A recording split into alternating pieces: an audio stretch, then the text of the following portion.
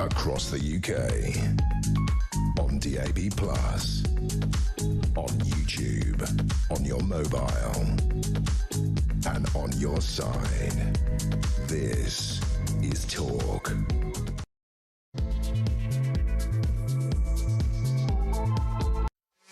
There you are. Good evening and welcome to the Political Asylum right here on Talk. I'm Kevin O'Sullivan and I'll be with you all the way to 10 o'clock. Stand by for 3 thrilling hours of breaking news, challenging views and dazzling debate. Get stuck in, get on the phone and call me on 0344 499 1000, or you can WhatsApp voice note me on the same number and I promise to play your message out. It is Wednesday, December the 17th. Here's what's coming up.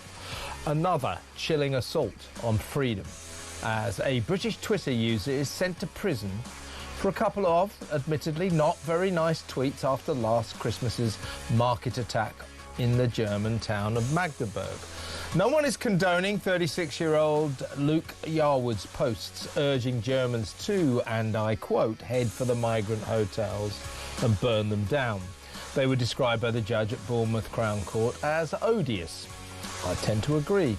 But given that his tweets from a year ago were viewed by just 33 people, 33 times they were looked at, does that really warrant 18 months in prison? Banging a man up in jail for social media messages? Really?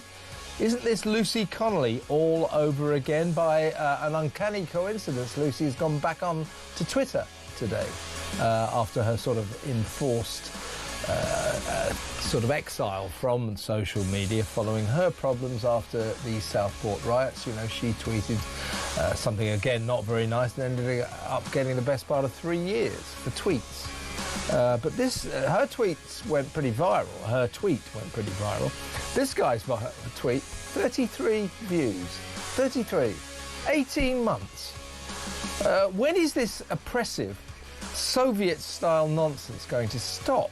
Is this the UK or North Korea? 0344 499 1000. In other news, not content with sending Ukraine another £600 million of taxpayers' money to carry on the fight against Putin, now Keir Starmer is pressurising Roman Abramovich, the oligarch, to hand over £2.5 billion from the sale of Chelsea Football Club so that Zelensky can have it. Is it just me, or is this mania for dispatching ever bigger mountains of cash to Kiev getting a bit out of hand? Should we carry on like this? All the politicians, oh, we've got to give the money to Ukraine, we've got to give money to Ukraine. People are struggling in this country. Are we giving too much to Ukraine?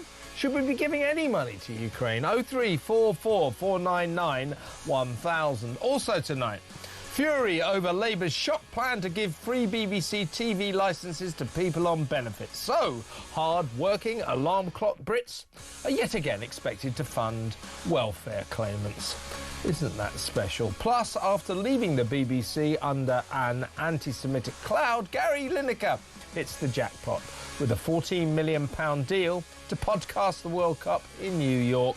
But will Trump let the match of the day relic into America? Let's see. 0344 499 1000. And also, your party geek Zara Sultana's pathetic prison protest as Palestine Action campaigners continue their behind-bars hunger strike. A self-confected health crisis that could be solved with a few sandwiches. Did somebody say just eat? I can't get too worked up. If these people want to go on hunger strike, that's up to them, isn't it? Zara Sultana begging the prison authorities, get an ambulance, they're close to death. Well, they weren't. They'd had ECG tests. They were perfectly okay. But, you know, what does Zara Sultana think she's doing? You know, if this is not a... OK, if they're having a health crisis, if they're close to death, it's their fault. Eat something. Ridiculous, ridiculous. 0344 499 1000. Plus, an imam's take on Australia recognising Palestine. Spoiler alert, you may be surprised at what this Muslim cleric has to say. That a bit later in the show. And finally, the trouble with Wikipedia. Is the People's Encyclopedia A biased vector of left-wing wokery. I'll talk to a critic who says Wiki's politically correct influence is vast and as such it should be shut down. All that and so much more, so don't go anywhere. Stick with me right here, right now on Talk, the home of free speech and common sense. So let's spend Wednesday night together. And with me in the studio, really pleased about this. He was with me earlier. We were filming a Christmas special, Plank of the Week, but he's agreed to stay on, and I'm glad about that. He'll be with me for the next 60 sizzling minutes. He is everyone's favourite Rosa, Peter Blexley. Welcome. Thank you for having me. Well, I say Rosa, ex-Rosa. Yeah, a long time ago. Yeah, a long time ago, but you've still got the memories, mate. Now, Pete, let's do this first, shall we? There's several big stories for you to cast your weathered, experienced eye on. And this first one, I think, is very worrying. As I say, ironically, old Lucy Connolly, who I know, I've interviewed, nice lady, actually, she went back onto Twitter today. Yep. A couple of years after she went to jail for nearly 3 years. She was sentenced to 2 years and 7 months, I seem to remember, you know, for tweeting some not very nice things about asylum seekers and migrants after the Southport riots. Well, today, a guy called Luke Yarwood, he's 36 years old, comes from Dorset. You know, he's clearly a bit hung up on asylum seekers and migrants, doesn't like them. This time last year, there was a horror in Magdeburg in Germany. You'll remember the car driving into the Christmas market, people killed. Yeah. Now, Yarwood responded to that with a post that stated thousands of Germans were taking to the streets and they wanted their country back. He replied, "Head for the hotels housing them and burn them to the ground," and various other tweets which in court were described as showcasing his rabid dislike for foreigners. Okay, you know, he's probably not the kind of guy you want to hang out with, but, you know, and these are not tweets that we would condone. You know, it's not a very nice thing to say, is it? Burn down the hotel with human beings in it. However, Pete, his two tweets, last December, viewed 33 times. Yeah. 33 times. Does that warrant 18 months in jail? No, it most certainly doesn't. It's absolutely disproportionate. The punishment does not fit the crime. Quite rightly, he needed to be punished to a certain extent, but 18 months in jail. But we have to look here at the sentencing judge and, of course, the sentencing council, because it is that ridiculous body, which I think should be disposed of, that lays down guidelines for judges and magistrates as to what sentence they can apply.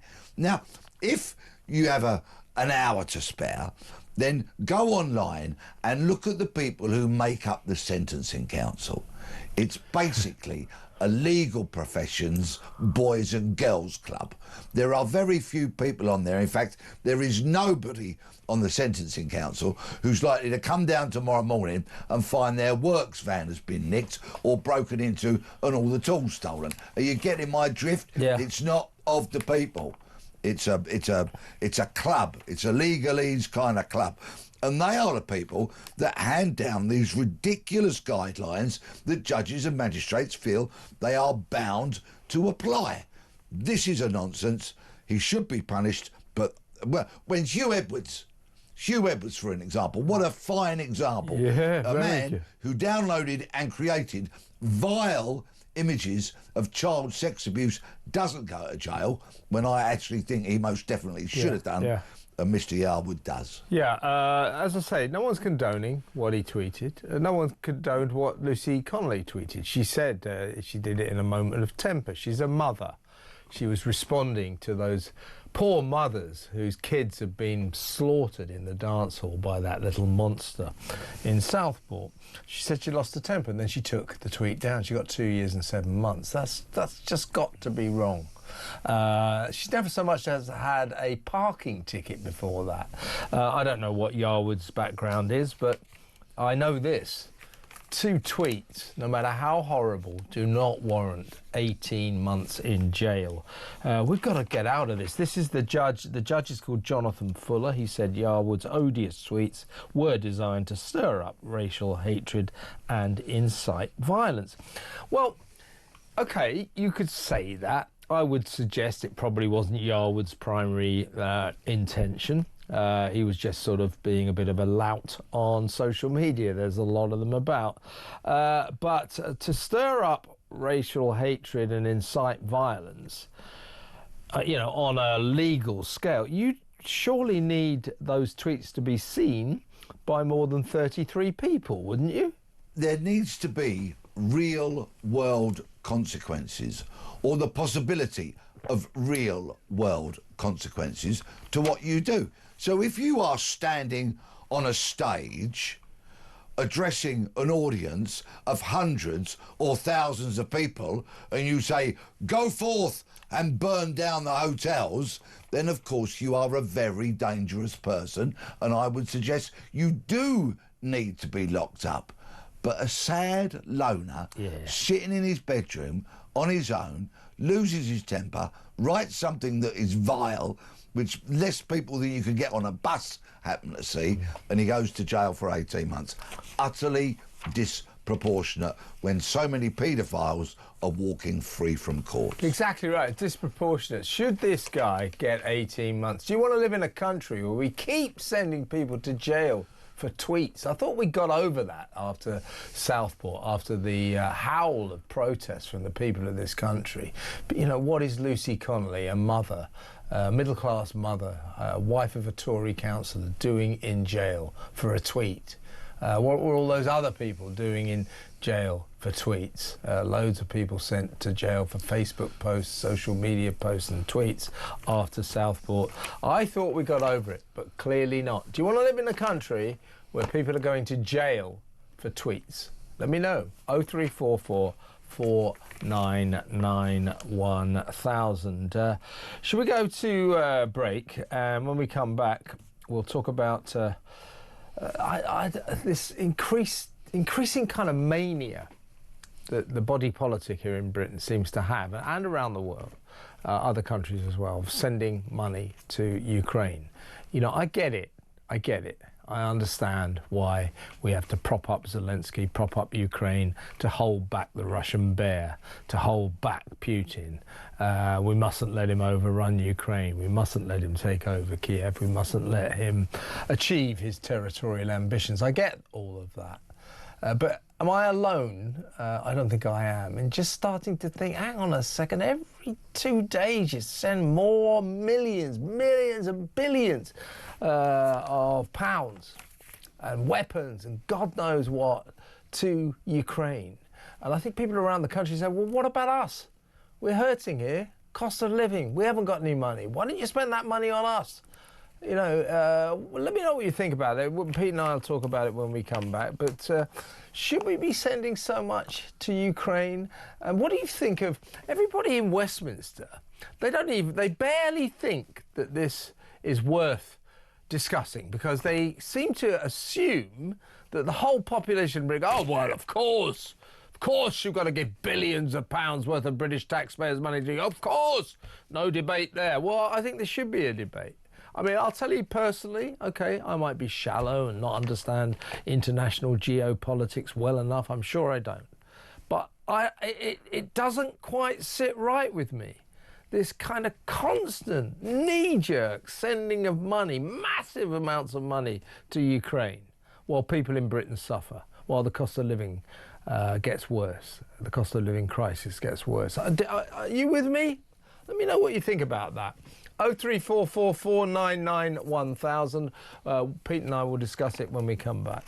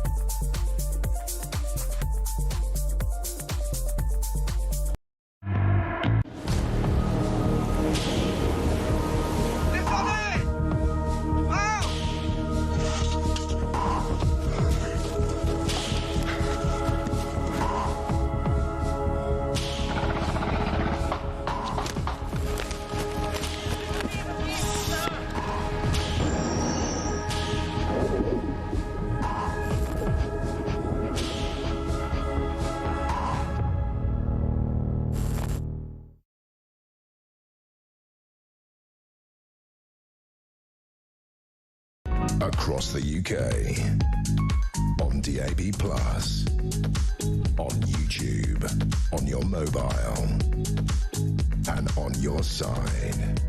This is Talk. Welcome back. Let's talk about Ukraine, shall we? As I was saying earlier. Basically, just earlier this week, the UK committed £600 million in air defence capabilities.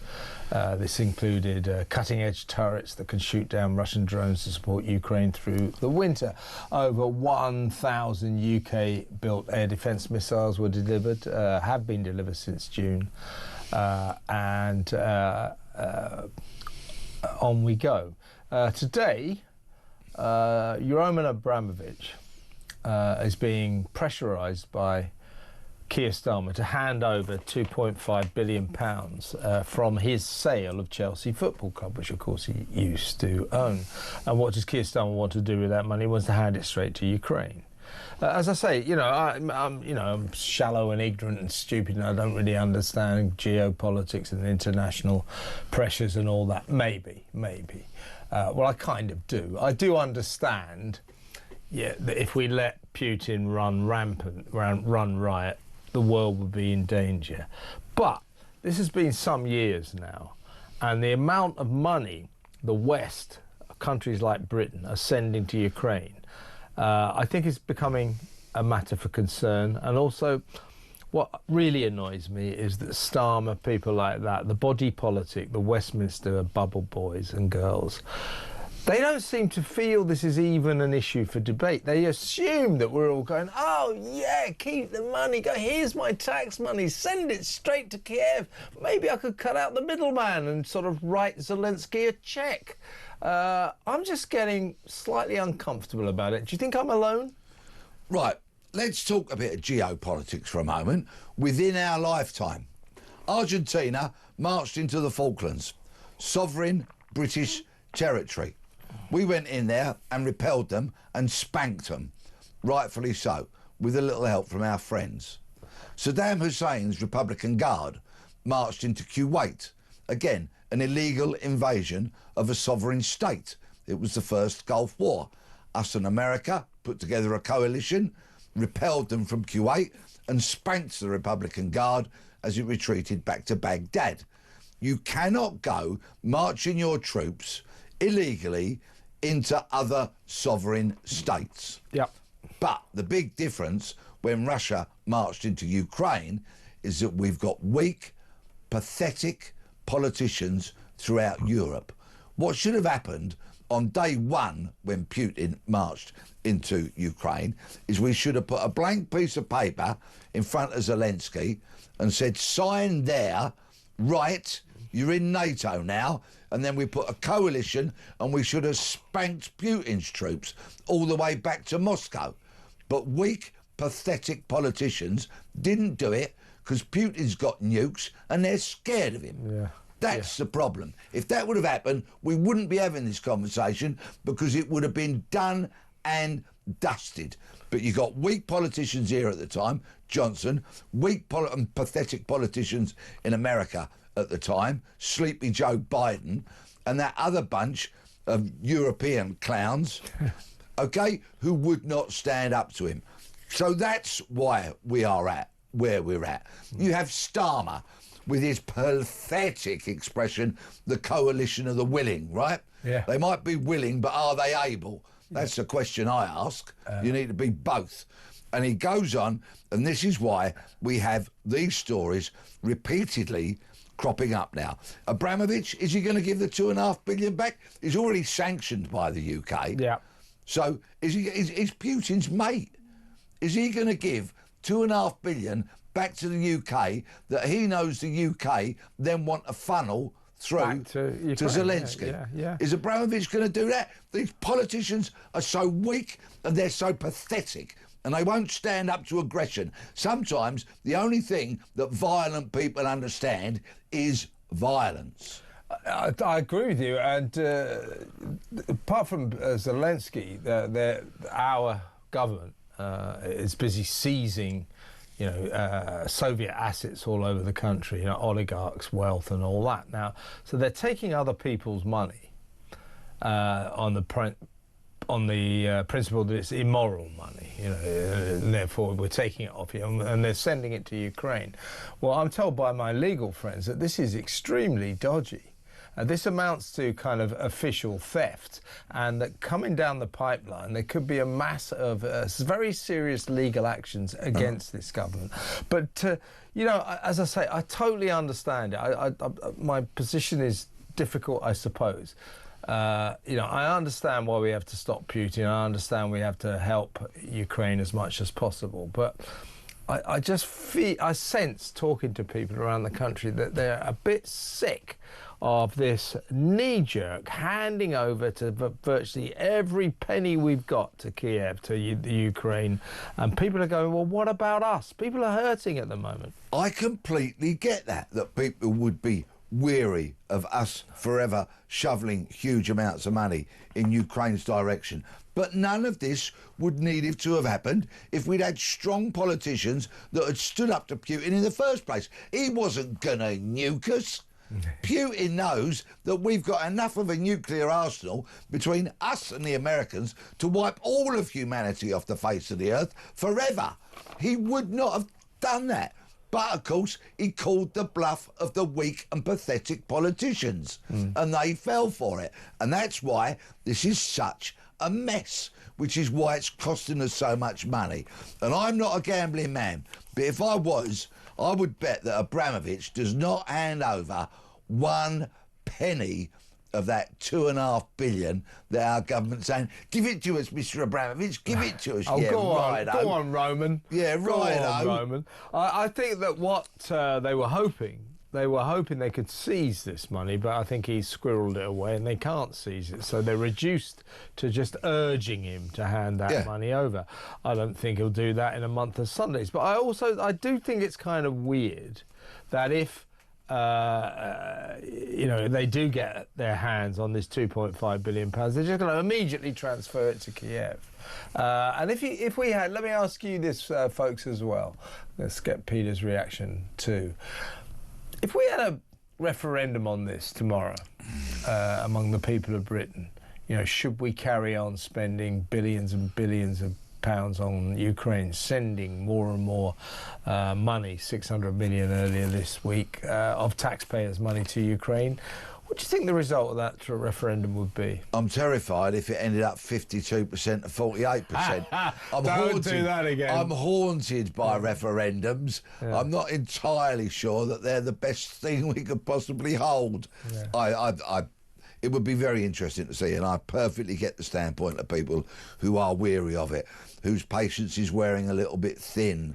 But the thing is, politicians, world leaders, should not be allowed to march into the sovereign states of others as they feel fit. We've got to have international law. And let me tell you, the Coalition of the Willing, which includes those well-known bellicose countries, France and Germany, and other, shall we say, not militarily inclined European countries. Yeah. At the moment, the point where Trump and Vance pull America out, which they will pretty damn soon, and it's all left to the Europeans. We'll have to put boots on the ground, maybe even.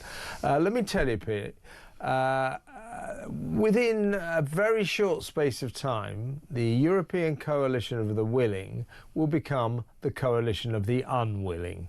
The idea that Germany, France, Britain and all the rest of the European countries will hold a united front and put in loads of their soldiers and their money and their effort together without America, I think is a bit of a stretch. For the birds. Yeah. Completely for the birds. Yeah.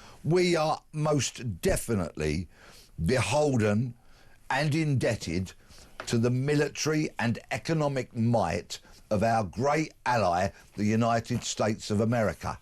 A wonderful place, as its problems, which country doesn't?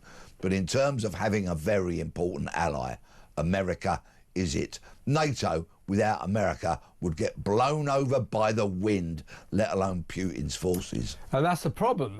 This coalition of the willing, this is being formed hastily because Trump, quite rightly, said, listen, you know, you've just, for the past, you know, since the 1960s, you've been relying on America. In fact, since the Second World War, we've been footing the bill for the defence of Europe. We're not going to do it anymore.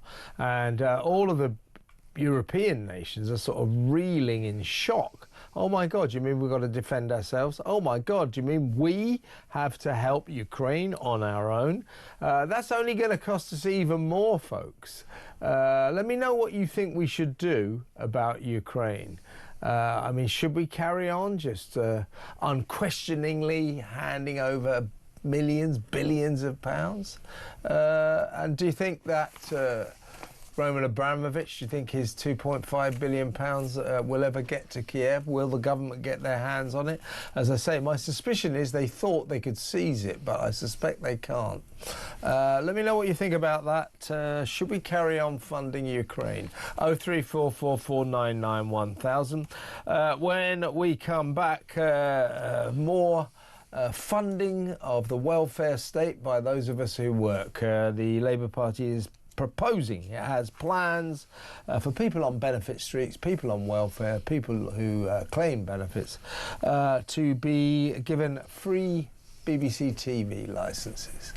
So the cost of our licence will no doubt go up to fund the free licences for people on benefits. That's a lot of people.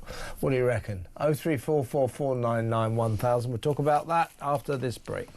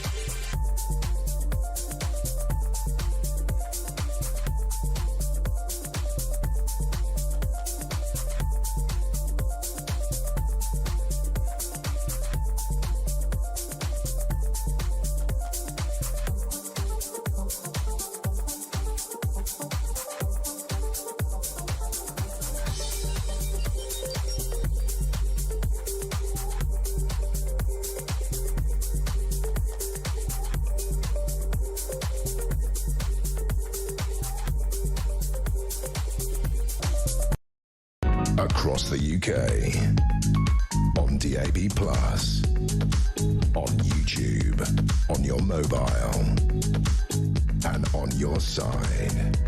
This is Talk.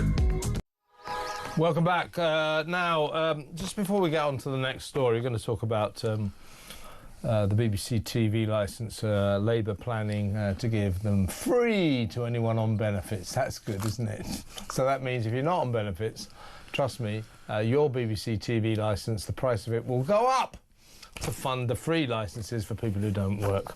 But before we get to that, Pete, still with the BBC, welcome to Planet BBC, everyone. A woman, they did a series in 2016 called, this is a BBC series called Black and British, A Forgotten History. This was based on the discovery of a Roman skeleton of a woman found at Beachy Head down there in Sussex, the highest cliffs in Britain, I think. She was from sub-Saharan Africa. And yes, Black and British, A Forgotten History. Very interesting, fascinating. The thing is, Pete, it now transpires that the BBC's first black Briton was actually white. She wasn't black. Well, Professor David Olusoga, who presented this documentary It would be series him, wouldn't it? Yeah. for the BBC, is much revered, you know, by Not those, in my house. by those of a left-leaning disposition. And everything he says is taken as absolute gospel. And, of course, he's often banging on about reparations for slavery and such like. He can often be found beating those kind of drums, yes. And there he is, a professor no less, putting his reputation at stake in 2016 when he says, this is Britain's first black person. Well, actually... this Earliest skull, black Briton. yes, this skull was had been stored in a box, okay, in Eastbourne, but of course technology has advanced since Professor Olusoga's claims, and DNA profiling has actually shown her to be white, of blonde hair and light-coloured eyes, so not remotely black. Yeah, so it's a BBC series. You want that music out? Wah wah wah wah.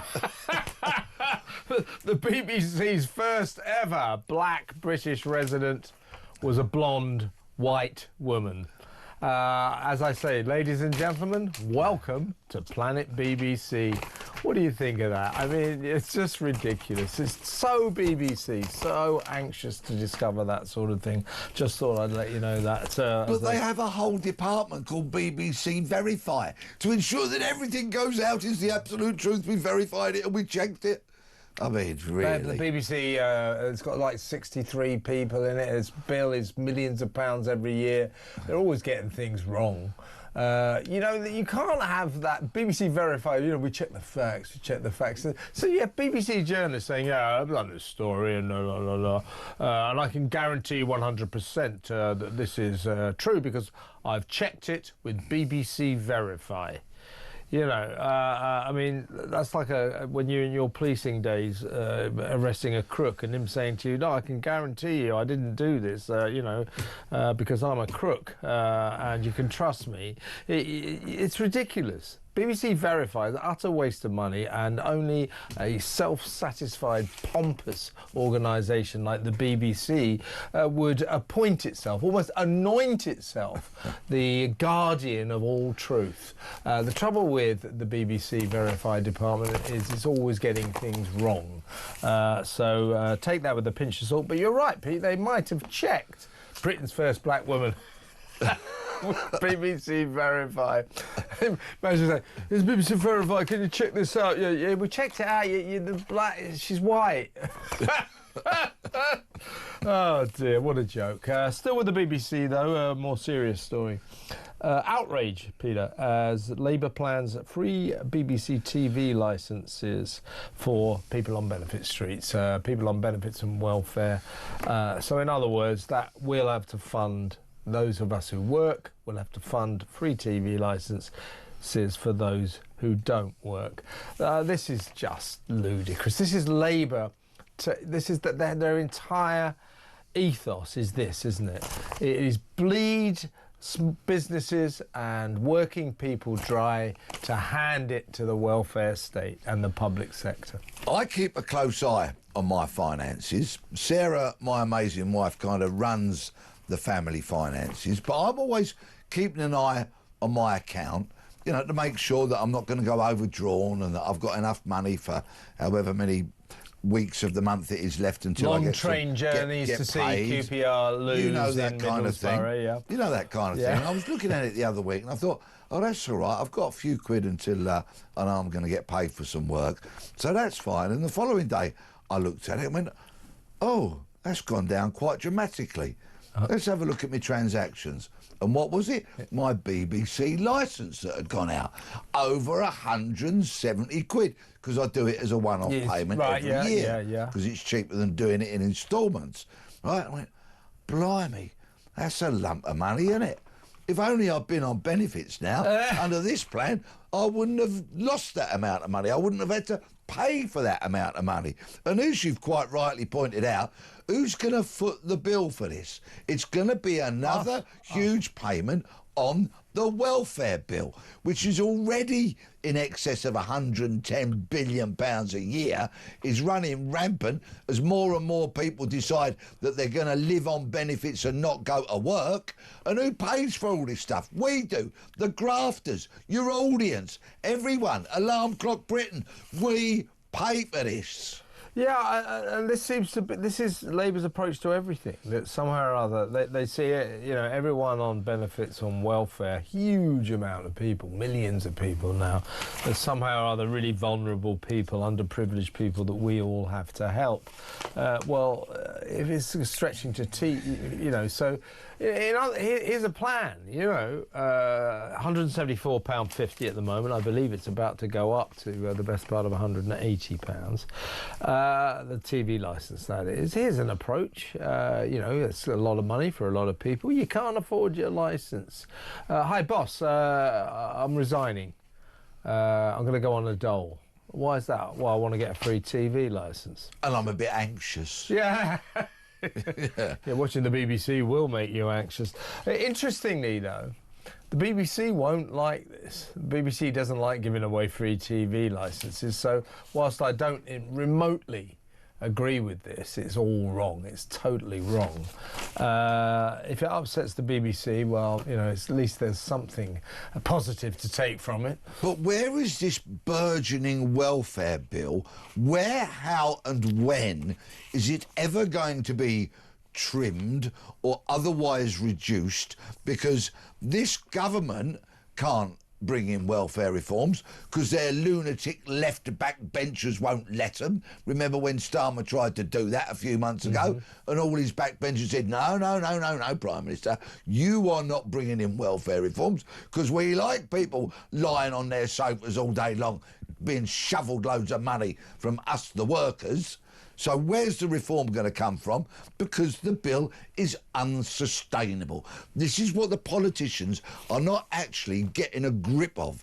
We have to pay for the NHS, we have to pay for the schools, we have to pay for the army, we have to pay for the police, and I would say they are all greater priorities than this burgeoning welfare bill. And if they got a grip of it, the truly deserving, those people with disabilities that can't work, who actually don't get enough money, the really properly true deserving, they do not get enough. They could be given more if we got the frigging, shall we say, some of those who choose not to work when they could work, if we got them into some form of employment or they're otherwise contributing to society. Exactly. What do you think about this, folks? Or if you're a working alarm clock Brit, what do you think about the fact that you are going to have to fund free TV licences for people on benefits? So you're working, you have to pay a boosted amount in order for free TV licence to be given to people who aren't working, people on benefits, people on welfare. What do you think about that? 03444991000. While we're on the subject, Peter, what do you think about these various proposals? They're coming in from the Culture Secretary, Lisa Nandy, about plans to kind of change the funding system of the BBC. I think anything that gets rid of the licence, the compulsory licence, I think is a good thing. But they're talking about potentially bringing in limited advertising. They're also talking about potentially putting key top programmes behind a paywall, so things like Line of Duty and Top Gear, they have to pay to get that, or maybe even go into some kind of subscription model. When Labour are beginning to accept that this ludicrous mandatory by law, compulsory by law TV licence system is outmoded, is anachronistic. When Labour are considering that, because the Labour just loves the BBC, you know that the TV licences days are numbered. I think there's an inherent fairness in that we pay for the BBC licence, and yet its material is enjoyed around the world by millions of people who get it for free.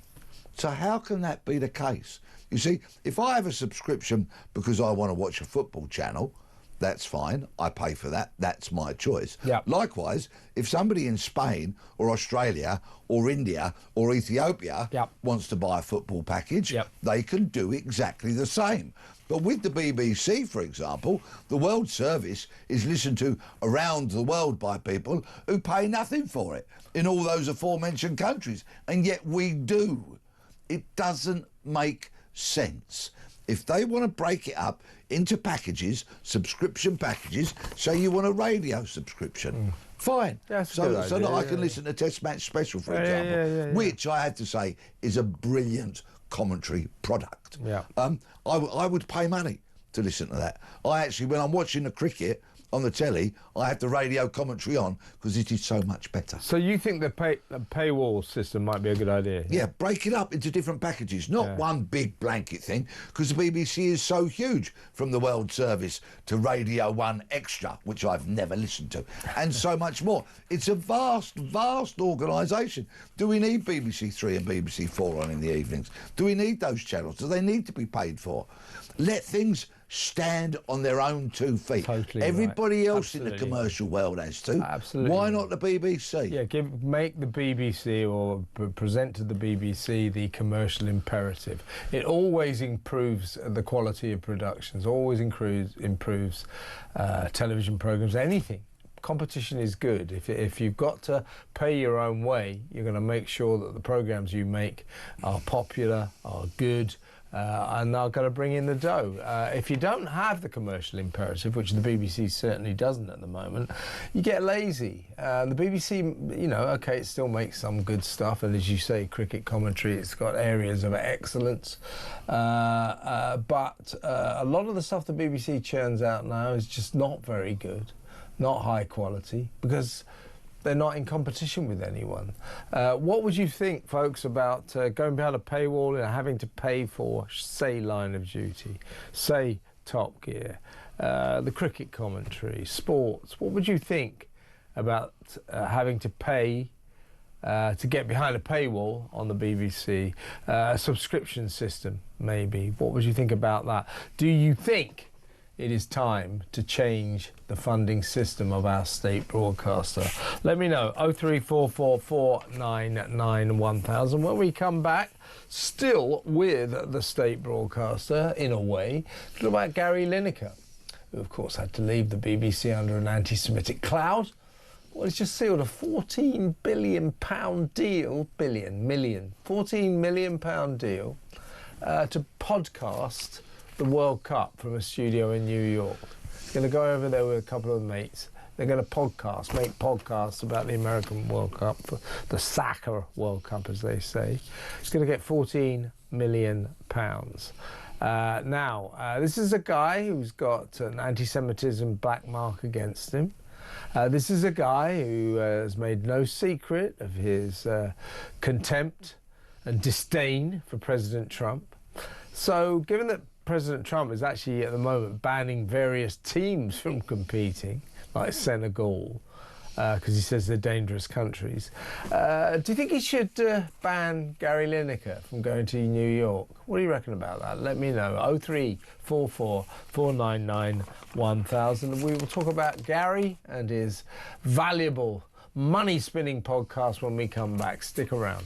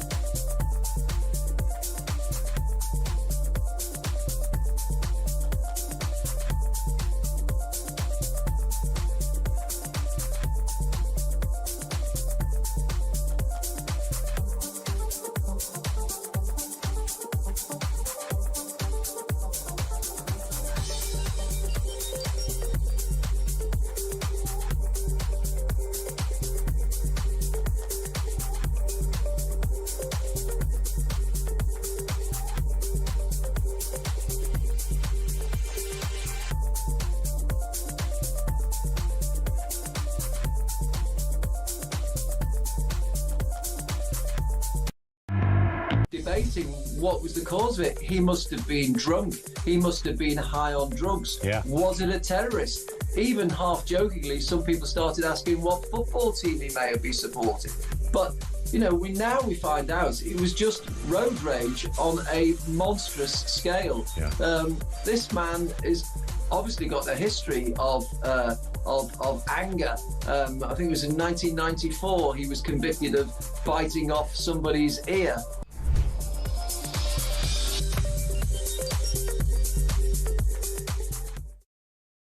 Across the UK, on DAB+, on YouTube, on your mobile, and on your side. This is Talk. Welcome back. Now, Gary Lineker, not so long ago, you will recall, was basically had to leave the BBC much earlier than he had planned because he liked and got involved in a blatantly anti-Semitic tweet. He said afterwards he liked it. And it was clearly anti-Semitic. It used a trope, an image of a rat to depict Jews. He said, I had no idea about this. I didn't mean it. But he had to leave earlier. Make no mistake, Gary Lineker left the BBC early under an anti-Semitic cloud. And he was going to, as a last-ditch resort, he was going to broadcast for the BBC the World Cup. He was going to go and cover the World Cup in America, for the Soccer World Cup, of course, for the BBC, but because of his tweet, he had to go early. Well, he's done a deal now with Netflix, Peter. It's worth £14 million, and he's off to New York, where he will podcast the 2026 World Cup and pocket £14 million, which dwarfs his BBC salary by a long, long way. He earned about $1,300,000 a year at the BBC, so this is about 12 times, 12 years worth of money for one World Cup. So good for him, I suppose. I hope he enjoys his money. But, you know, he's no fan of Donald Trump. Donald Trump doesn't like anti-Semitism. Donald Trump's busy banning countries right now from competing in the American World Cup, like Senegal, because he says they're rogue states. So on Donald Trump's map, I would say Gary Lineker is a rogue person. So what I'm saying is, why doesn't the president ban Gary Lineker from going to New York? Well, the US of A are talking about checking 5 years of social media posts to see whether they're going to let anybody into America or not. So Mr. Lineker might find himself with an issue or two there. Let me rewind a few short years when I had the huge misfortune to work with Gary Lineker for a day. Oh, did you? Yes. I was part of an online advertising campaign for a certain snacks company, which Lineker had worked for years. Right. There was me. Walker's Crisps. Yeah, and it was some of their other products. Monster Munch, I remember, was one, and Quavers and all of that. So, so on this day, the on-screen people were to be me, Lineker, and an absolutely beautifully bonkers, crazy, wonderful inventor called Colin Furze, who is absolutely joyously bonkers and brilliant. And well, like a mad professor type. Yeah. He puts crazy boffin. He puts jet engines on armchairs, for example, right? And then, you know, flies down a runway at ridiculous speed and all that stuff. And he and his most beautiful, charming wife made me feel really special for the day. They were wonderful. Lineker turned up late. Okay, so that doesn't put me in the best frame of mind, because I think this is to film a commercial. Right? Yes, for online, right? Colin Furze. I came up with ideas as to where to hide snacks. Colin Furze invented them and made them. Yeah, and then Lineker had to come and find them. That was basically it. Okay. So Lineker turns up late, which is really not a great start. It puts the entire production team under pressure, and so that's really not very helpful. Yeah. He then strutted around Mr. Fursey's house as though he owned it, and he didn't. And at one point, he was so rude to a junior member of staff that I felt like getting off my backside, because I was sitting down, and challenging him over it. Just as I was contemplating doing that, a producer came in, they moved it on, and I'm thinking, you know what, Blex, you're here for a day's work. Should you dig him out for it now? I think I should have done, and it's a matter of regret that I didn't. But anyway, he was just odious. At one point, I engaged him in conversation about my all-time footballing hero, and he was utterly dismissive of it. He was just horrible. Because you're a big football fan. Well, yeah. I say football, you support QPR, so that's a moot point. But you wanted to talk football with him. If I met Gary Lineker, well, I have met Gary Lineker, I'd want to talk football with him. I want to say this. I mean, first of all, I've got to say, Gary's not here to defend himself, so it's only fair we point that out. But I've never had a problem with him as a football pundit, as a football commentator, as a football presenter. He knows his stuff. But I have a problem with his politics. I have a problem with his belief that he could use his BBC platform to promote his personal political beliefs. And he's off to New York, where he will be hosting The Rest Is Football. He's got this franchise of podcasts called The Rest Is. Alistair Campbell and Rory Stewart are on his label, The Rest Is Politics. So they've got The Rest Is History. Anyway, there's The Rest Is Football. That will be him, Misha Richards and Alan Shearer off to New York, where they're going to earn a fortune, particularly. So Gary has done extremely well out of his podcast company. But as you say, Peter, Donald Trump's getting very, very strict on who's being allowed into America. As you say, they're all going to check social media posts for the past 5 years. I'm pretty certain that quite a lot of Gary Lineker's posts will not be flattering to Donald Trump. Add that to his anti-Semitism problems, alleged anti-Semitism problems, I should say, and maybe, just maybe, old Trump, you know what he's like, don't give him a visa, you can't come in. I agree, Lineker is a very talented broadcaster, but from my experience of him, he's not a likeable person. Yeah, I find that disappointing. I mean, I've met him a few times. He seems to be a smiley, decent enough. Well, he's friendly enough to me, but I don't like what he's got up to, and it sort of just feels like he's just one of these people who walks on water. He's lost his £1.35 million a year BBC salary and walked straight in to a £14 million deal from Netflix. This is Netflix's first foray into live sport, into the World Cup. Yeah, and well, good luck to him, but I'll never be a guest on his podcast, that's for sure. I don't think you will now. The rest is not Peter Blexley, yeah. No.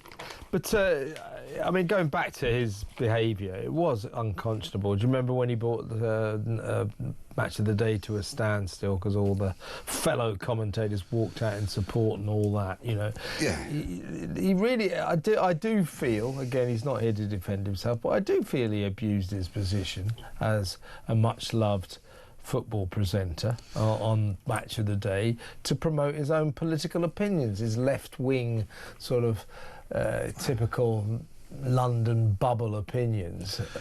The great danger of anybody who reaches any height of popularity with a public profile is when they start believing their own publicity.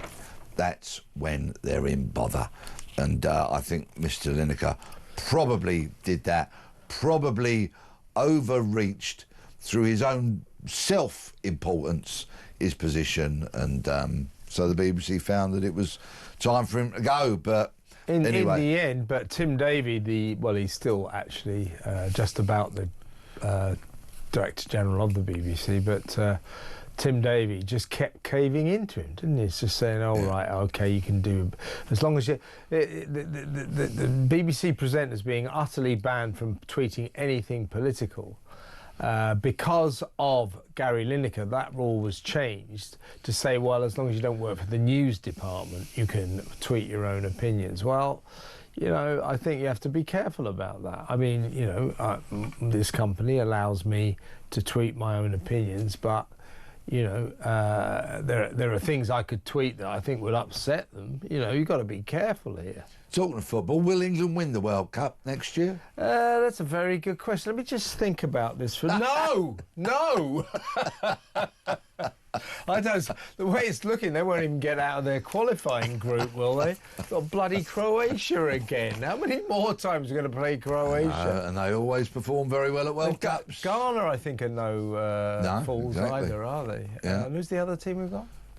Pass. Trying to remember.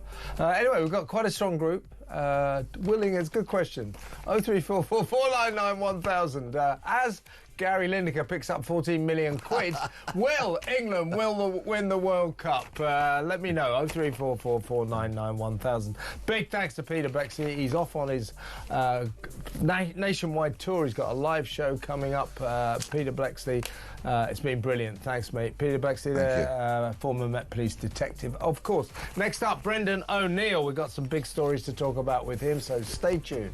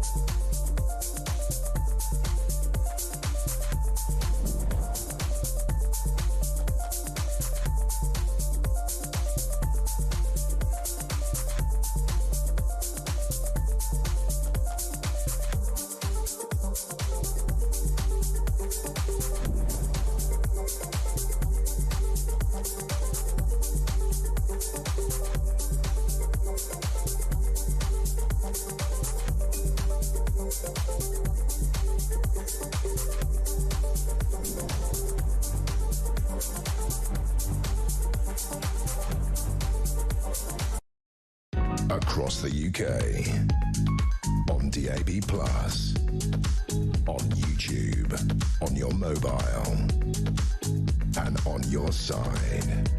This is Talk.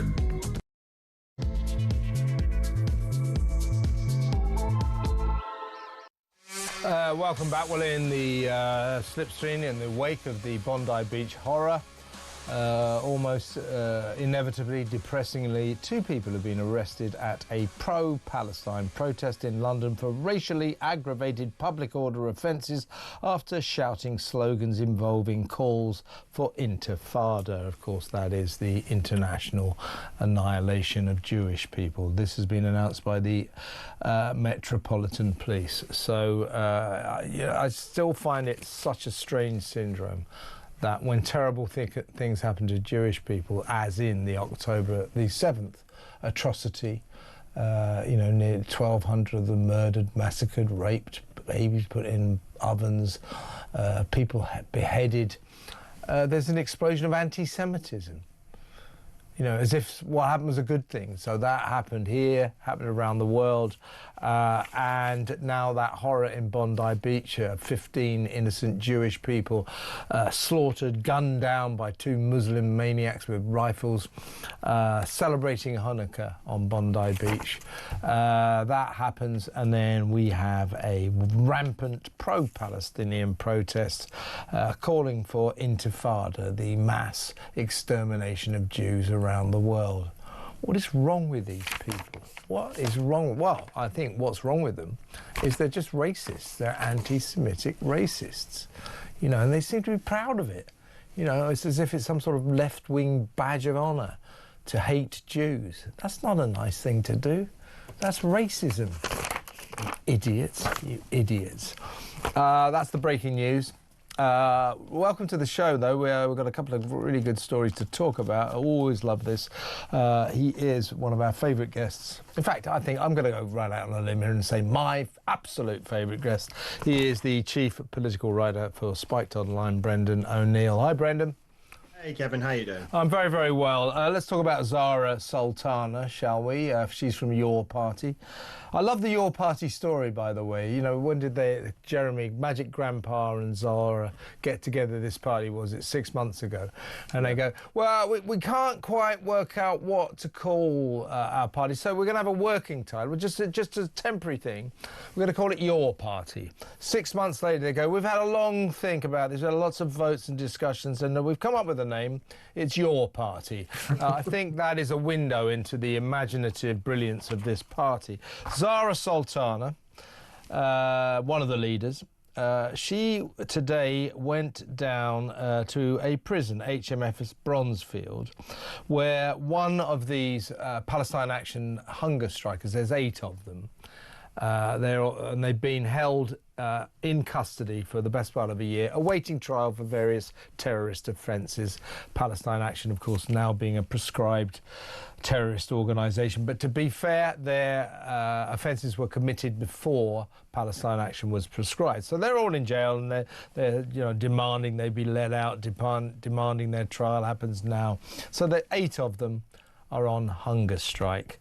According to Zara, one of them, somebody called Kessa Zura, was in critical condition this morning, and Zara went down to the jail and said, you've got to get an ambulance to her now, you've got to get an ambulance to her now. The truth is that Kessa Zara had an ECG and was perfectly healthy, obviously rather emaciated, but perfectly healthy, no danger of death. Before I get your take on all of this, Brendan, have a little listen to Zara in action at Bronzefield Jail this morning.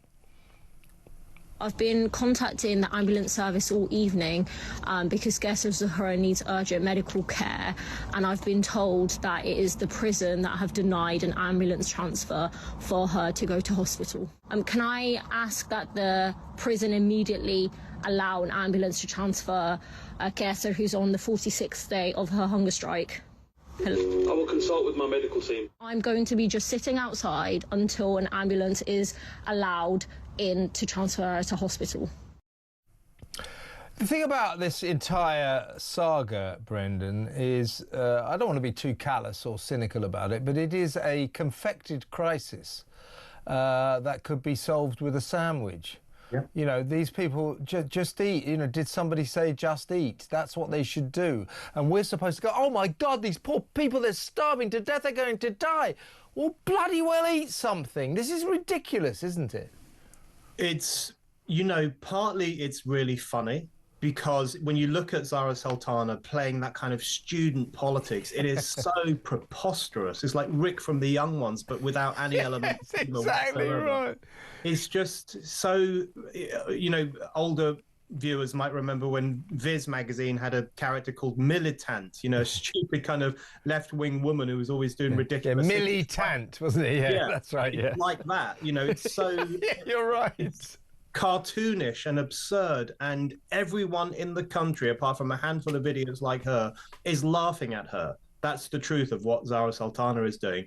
But there's also another element which is not funny at all and is actually quite disgusting, which is that 15 people have just been slaughtered in Australia for being Jews, including a 10-year-old girl 10-year-old Jewish girl killed on a beach, and we have these people whipping up this melodramatic fuss, this ridiculous kind of am-dram performance as these brave radicals who are running out of food, drawing all the attention to themselves, away from one of the worst acts of anti-Semitic terrorism the Western world has seen in years. I think it is so depraved. It is such kind of psychotic vanity where they have to draw the attention to themselves and say, we are the righteous people, we are the good people, we are suffering for Palestine.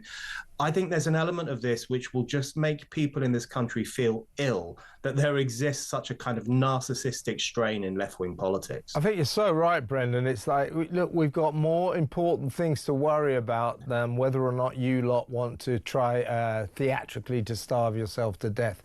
They won't. They won't. And in fact, none of them are in imminent danger of passing away.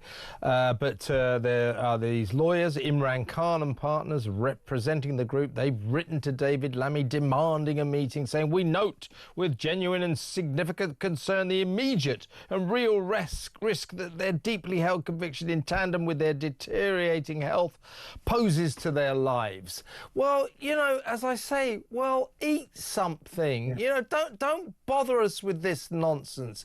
As you say, this is student politics. By the way, the prison officer, he's one of my heroes, a late contender to Hero of the Year. His contempt for Zara Sultana over the tannoy there was amazing. So she goes, Zara Sultana here, I'm an MP and I'm here to plead for an ambulance for the people's on hunger strike. And he didn't say anything. So she went, I'm here to plead the ambulance. And he went, are you there? He went, yeah. Who are you? And then in the end he goes, yeah, I'll speak to my health people. And that was it. That was it. You know, it's brilliant when these kinds of movements come into contact with ordinary people. Yes. It is always wonderful. You know, last week a pair of these idiots were protesting outside some building in London. They'd sprayed it with red paint and they were saying, David Lammy, don't let our friends starve to death. And then these two workmen walk past. I don't know if you've seen the clip. These two young men on their way to work on a building site or to do something productive for society. And they said, look, go to work, you effing weirdos. And then one of the men says to them, if your friends are starving to death, they should eat an effing sandwich.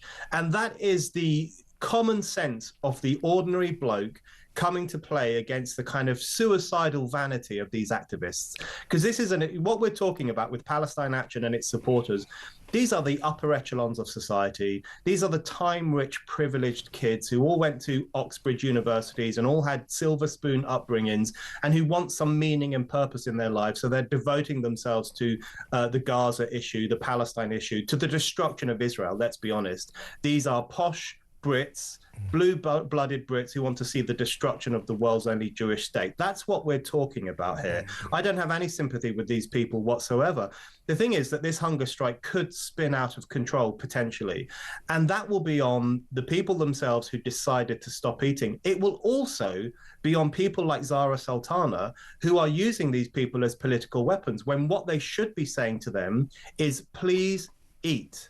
Don't starve yourself. If they really had any respect for those stupid activists who are being held on remand, they wouldn't be doing what Zara Sultana is doing in that clip there and talking to the media constantly. They would say, eat some food. That is the moral responsibility of everyone around these people. And the failure to do that, this is all on them. If this ends in tragedy, it's on them.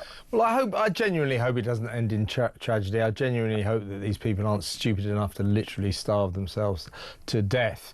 And I don't want to make too light of it. But as you quite rightly say, Brendan, I think normal people, working people around the country are thinking, well, you know, there are crises, there are scandals that we should be concerned about, but these people are bringing it upon themselves. And like those builders you saw, you know, just effing eat something. Don't bother us with this nonsense. It is utter nonsense. By the way, some of these imprisoned Palestine Action people that are responsible for the attack on the Bryce Norton RAF base, where they did millions and millions and millions of pounds worth of damage to important RAF aircraft, and and it was that act of terrorism that made the government prescribe Palestine Action. You can't let these people do this.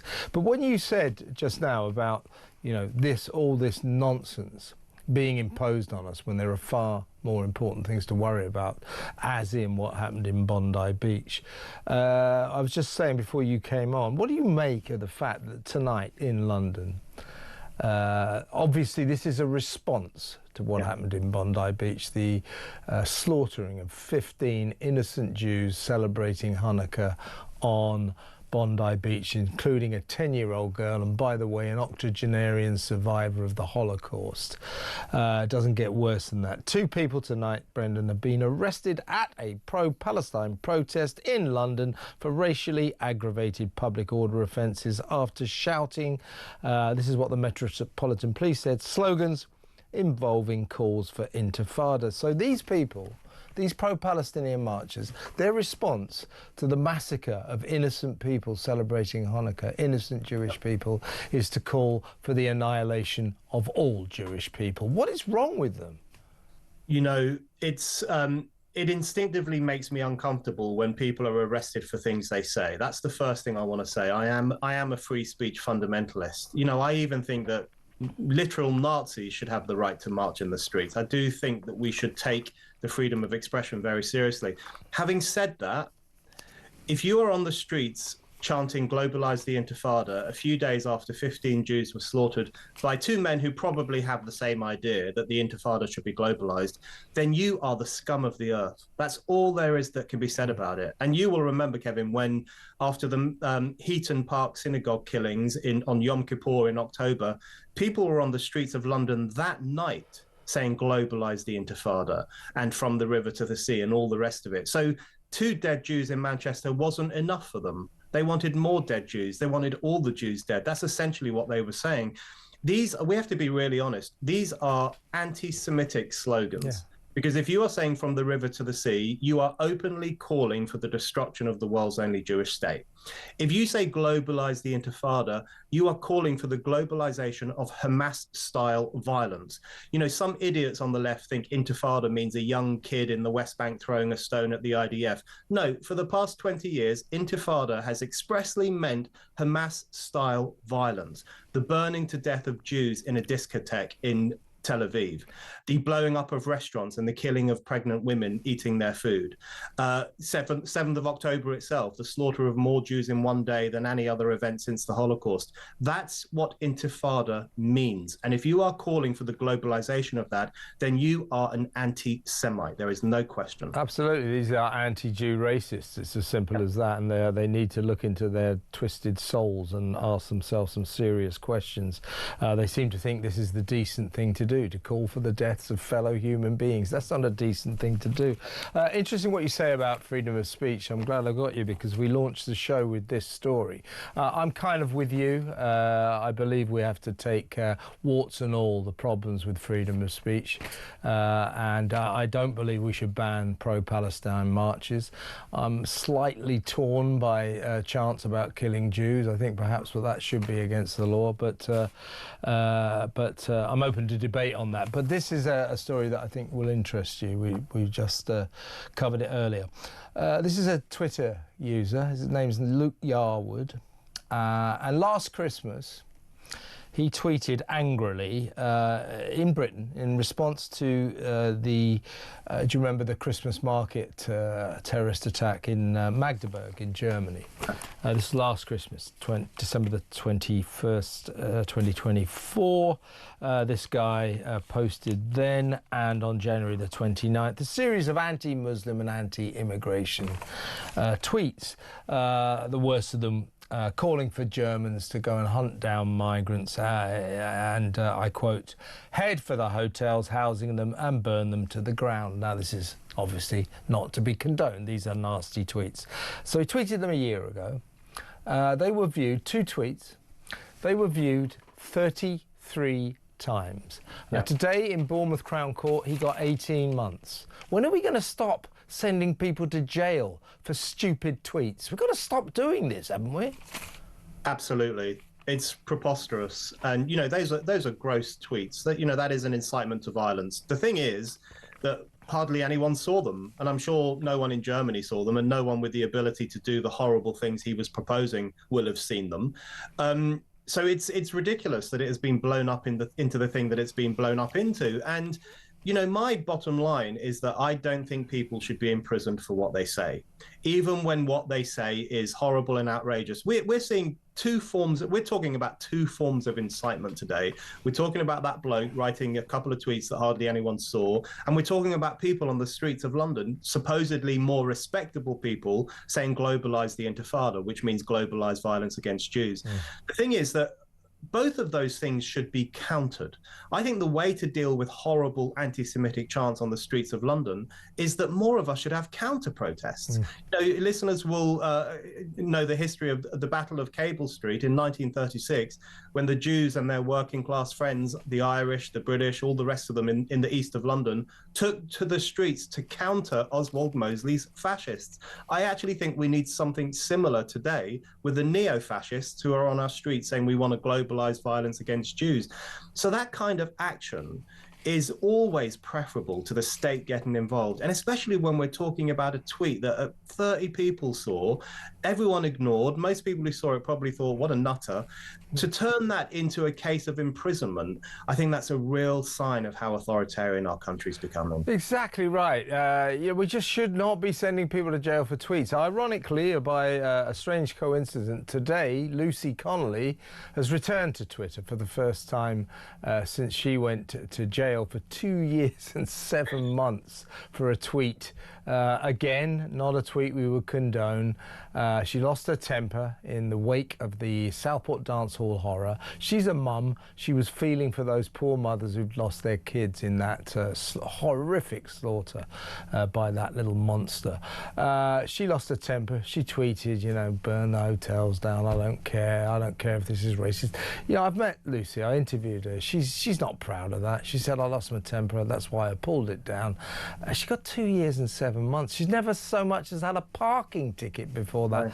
I don't know what Mr. Yarwood's background is, but you know, they look across the Atlantic in America, in Washington, and they look across at Britain, and they hear Keir Starmer saying, we're so proud of our long and our noble tradition of freedom of speech, and they go, you're locking people up in jail for tweets. They don't, Starmer and the gang, the Labour, they don't seem to understand the magnitude of just how wrong this is.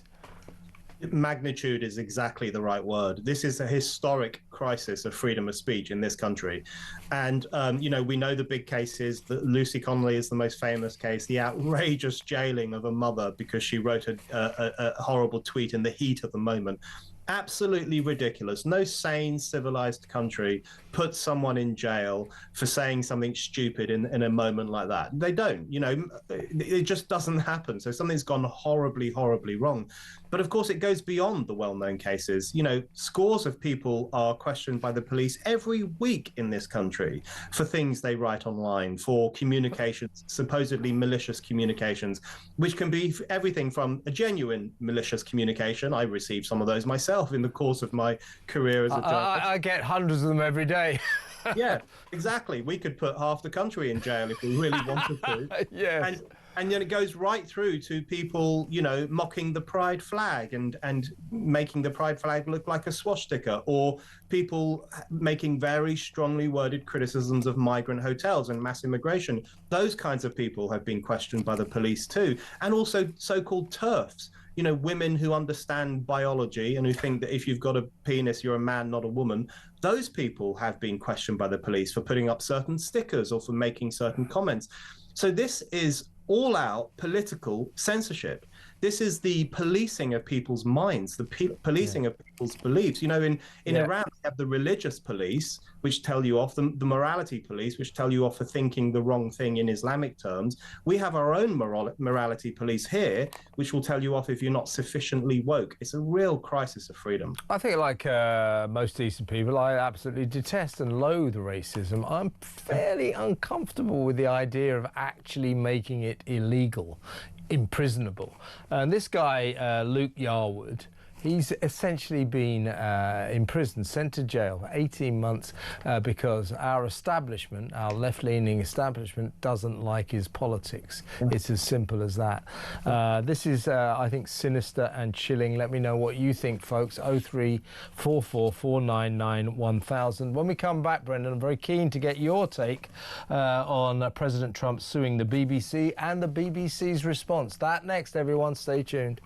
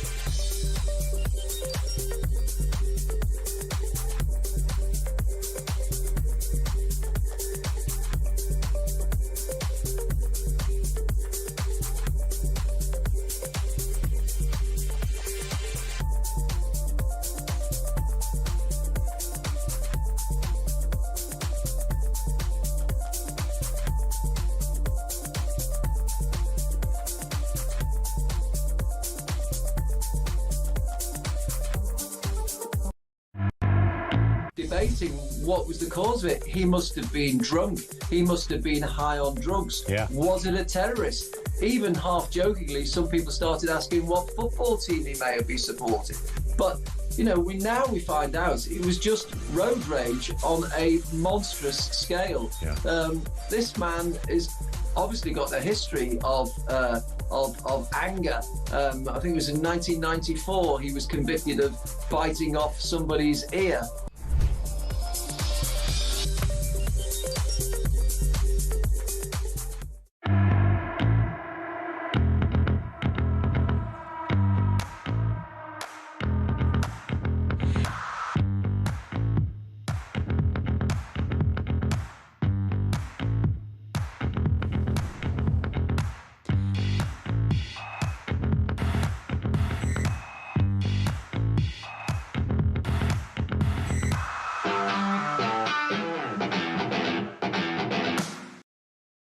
Across the UK, on DAB+, on YouTube, on your mobile, and on your side.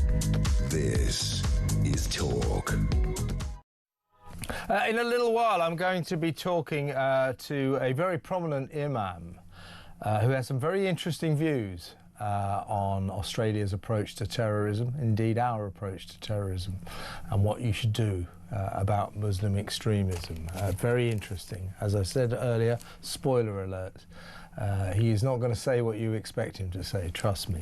Let's go back to chief political writer at Spiked Online, Brendan O'Neill. Brendan, yeah, I'm very keen to get your take on this because my jaw is dropping by the day increasingly at the BBC's reaction to Donald Trump's lawsuit. He is now, we broke the story 2 nights ago, the BBC seemed to believe that they'd get away with saying, yeah, sorry about that, Donald, you know, I know we deliberately doctored the videotape of your speech on January the 6th, 2021 to make it look as if you'd called for insurrection and revolution and a violent march assault on Capitol Hill. Sorry, we did that deliberately, even though you didn't say anything of the sort. I'm sure you'll just leave it at that. That's okay. We've said sorry, right? And I'm going, you know, I don't know Donald Trump personally, but I think I formed an impression of him. He is not going to just accept an apology. And sure enough, yesterday, a $10 billion lawsuit arrived on the BBC's doormat. The BBC immediately started reporting that it was a $5 billion lawsuit, because there were two. One was for libel, the other one was, I think, for reputational damage, something like that. So, you know, they immediately halved it, sort of started reporting it, in my view, rather inaccurately. But there are various lines of defence. You know, they're saying, oh, he hasn't got a hope in hell of winning this. You know, he's Donald Trump. We hate Donald Trump. He's got no reputation to defend. Well, look, here's the deal. First of all, how naive of the BBC to admit that they did this. Yeah, sorry, Donald. Yeah, we did deliberately doctor the tape to make you look bad. We're sorry about that. Is that okay? Well, that is a really naive thing to do before you go into a libel case, because they've got it. Donald Trump has it on record that the BBC have admitted they're liable. They've admitted they defamed him. They say, oh, well, he's got no reputation to defame. He's got no reputation to damage. Listen, this guy at the time of the speech was the President of the United States of America. The BBC made it look as if, as president, he called on a violent mob to cause insurrection, revolution and assault violently Capitol Hill. That is reputational damage on an epic scale. The BBC are in a deluded state. They're deluding themselves. I think they've screwed themselves here exactly for the reasons you say, which is that they've basically admitted to it already. And they've not only did they say, sorry, we did doctor this footage to make you look bad, very sorry about that, but also they got rid of two of their top dogs, the Director General and the woman who was running the news. So Deborah Turness, yeah. Yeah, so they've admitted that they did wrong, and they've tried to make amends for it by getting shot of those two people and by saying sorry to Trump. So they're on a hiding to nothing now. I don't think they've got a leg to stand on when it comes to saying, well, there's nothing for us to answer. It's not reputational damage. They basically already admitted that it is. But, you know, it's so interesting to me because what the BBC did to Trump was, it was even worse than dishonesty. It was worse than getting something wrong. The media often gets things wrong. It was like Pravda levels of media manipulation. This was the doctoring of footage, the conscious doctoring of footage in order to depict a president who was at that point standing for re-election, to depict him as some kind of monstrous outrage who wants to destroy the Capitol building and destroy American democracy itself. That is, in every definition of the word, that is defamatory. And it also is a crime against journalism. And I just think the BBC is behaving in a very arrogant fashion, and it might actually be in for a surprise if it thinks it can just write this out. Absolutely. I don't think it will write it out. I think when they get over to America, they're going, because of course the case is filed in Florida, I think they're going to be in for a shock. And they say, you know, the defendants, the apologists for the BBC, for the state broadcaster, are saying this is a freedom of speech issue. This is a freedom of expression issue. Donald Trump is trying to intimidate us into not being able to say anything about it. No, no, no. You and I, Brendan, as we've just sort of agreed, we're pretty much free speech fundamentalists, absolutists. Now, so I'm all in favour of fair comment, but journalistic outlets being able to say anything they like almost about anybody, as long as they don't lie.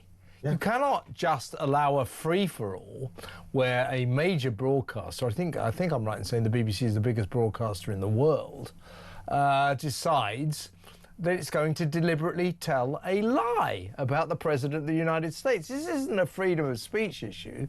This is a journalistic issue.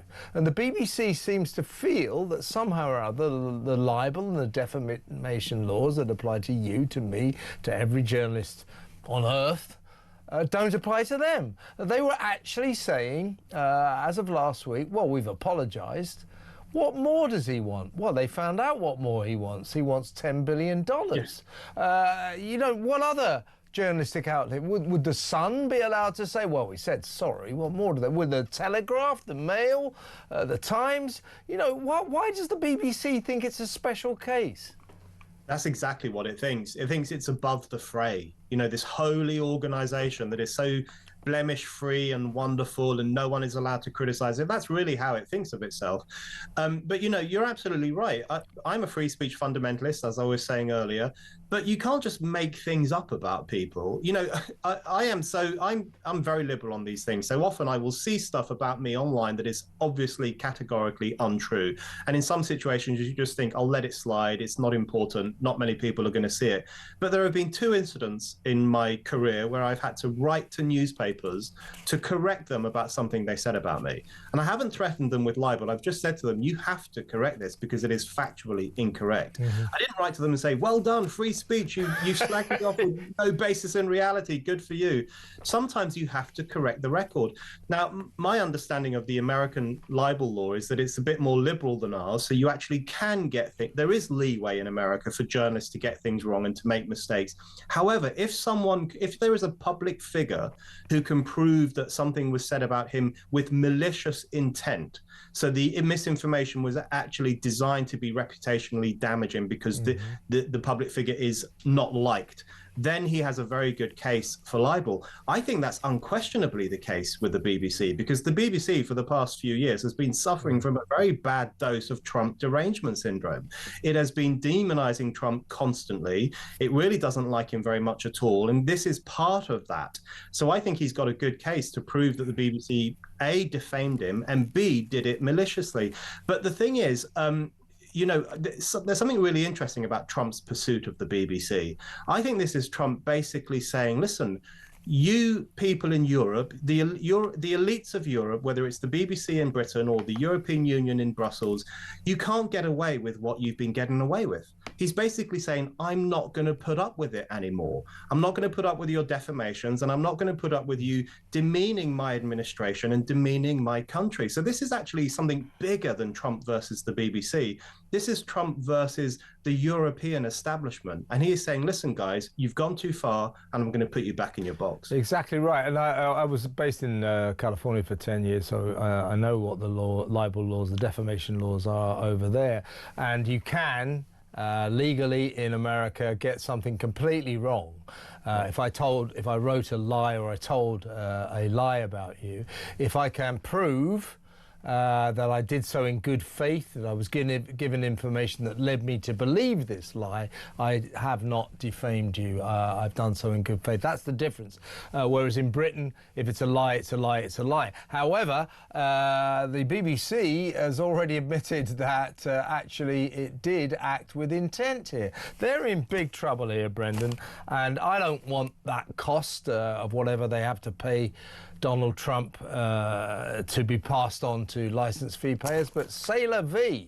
When journalistic organisations tell deliberate lies about people, they get punished. So don't blame Donald Trump for this. Blame the bloody BBC. Blame Panorama. It is as simple as that. Brendan, excellent to talk to you as always. Thank you so much for your time. Brendan O'Neill, the brilliant chief political writer at Spiked Online. Let's go straight to break, because when I come back, I'm going to be talking to an eminent Muslim imam who's going to give us his take on what happened in Australia. You're going to find it very interesting, I promise you.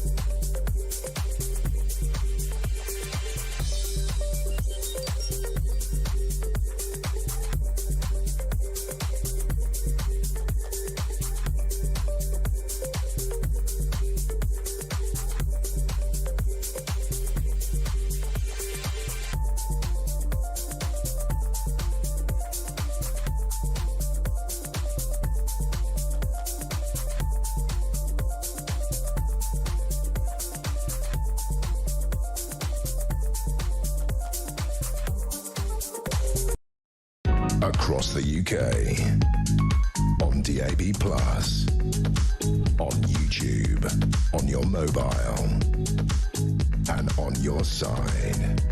This is Talk. Welcome back. Well, let me introduce, I'm very pleased that he's agreed to join us.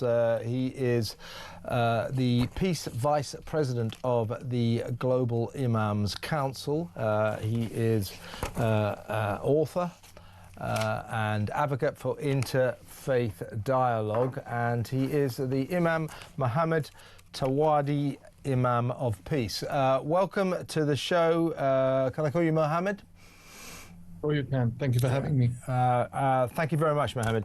Now, what I want to ask you, because I've heard you on other outlets, and I think what your line is extremely interesting. To what extent do you think that the weakness of Western democracies against the scourge of Muslim extremism is responsible for the terrorist horrors that we've seen? Firstly, in Britain, of course, the Manchester synagogue attack, and of course, just at the weekend, the horror on Bondi Beach. To what extent do you think that Australia's weakness towards Muslim extremism, Islamic extremism, and indeed Britain's weakness is responsible for these atrocities?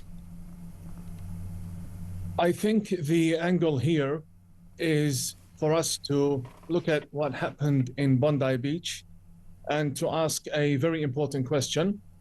Have the Islamist extremist terrorists gotten stronger, and the potential terrorists living amongst us in the West gotten stronger, or have we gotten weaker as a civilized society?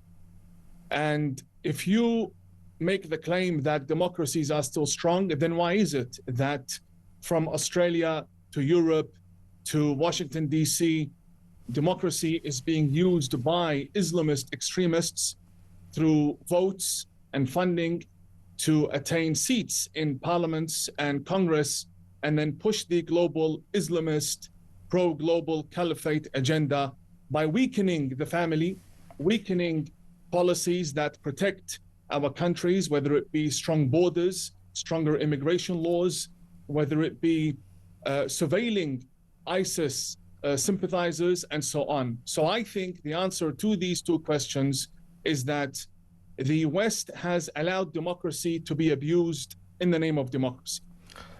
Fascinating viewpoint, and I would agree with you. Let me ask you about the Muslim Brotherhood. Many believe that this is a haven of Islamic extremism. It's an organisation that here in Britain many critics call for to be prohibited, but it's not. Now, here's the list of countries that have banned the Muslim Brotherhood. Egypt, Saudi Arabia, the United Arab Emirates, Bahrain, and recently Jordan have joined the gang. In the West, the only country in the West to ban the Muslim Brotherhood is Austria. We haven't banned them. Australia hasn't banned them. Why is it that Muslim countries have found the resolve to ban this outfit, to prohibit this allegedly extremist group, and Western countries, which, let's face it, are probably more threatened by people in the Muslim Brotherhood than Muslim countries, but we haven't? Why have Muslim countries done it, but Western democracies continue to tolerate the Muslim Brotherhood? Because in the Middle East, it is a security question to ban them, but in the West, it is a political question. They look at how many votes they will lose when they ban these extremist elements, and they say it's not worth it. They want to stay in power. In the Middle East, the Muslim Brotherhood is well understood, and it is foolish to think that Western democracies understand the Muslim Brotherhood threat more than we do. Now, let me just explain to the viewers what the Muslim Brotherhood is. It is the mother organization for Al-Qaeda, for ISIS, for Hamas. It's basically the organization that Osama bin Laden subscribed to. It is what gave us 9/11 and October 7 and everything in between. So anyone that wants to just ban ISIS and just ban Al-Qaeda and do nothing about the mother organization, the umbrella organization, the cancer, in every sense of the word, is not only playing with fire, simply does not care about the national security of their own country.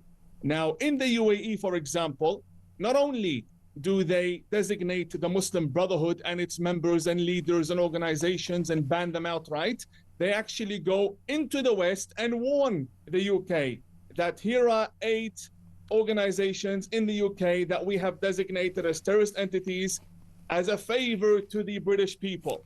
In return, the UK allows these organizations to continue with their incorporations and charity listings and to fundraise and to support candidates and operate normally as though they are really a charity. The Muslim Brotherhood is a nation. It is just under 100 years old. These people do not think in 4-year terms. In the West, we have politicians who think in 4-year terms. So they are worried about what they will do in 4 years before the next election and then try to guarantee the upcoming election.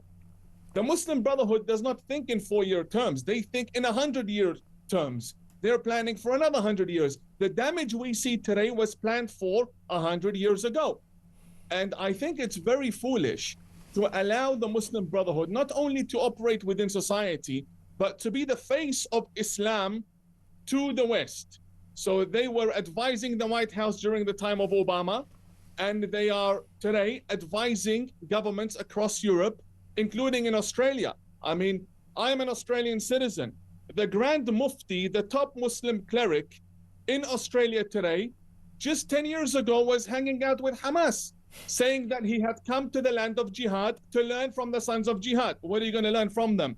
Algebra, mathematics? What is there in Gaza for you to learn? AI, for example? What were you bringing back to Australia? And then people wonder, why do Muslims get blamed? Muslims don't get blamed. It is Muslim leadership that people turn to and don't find a responsible answer.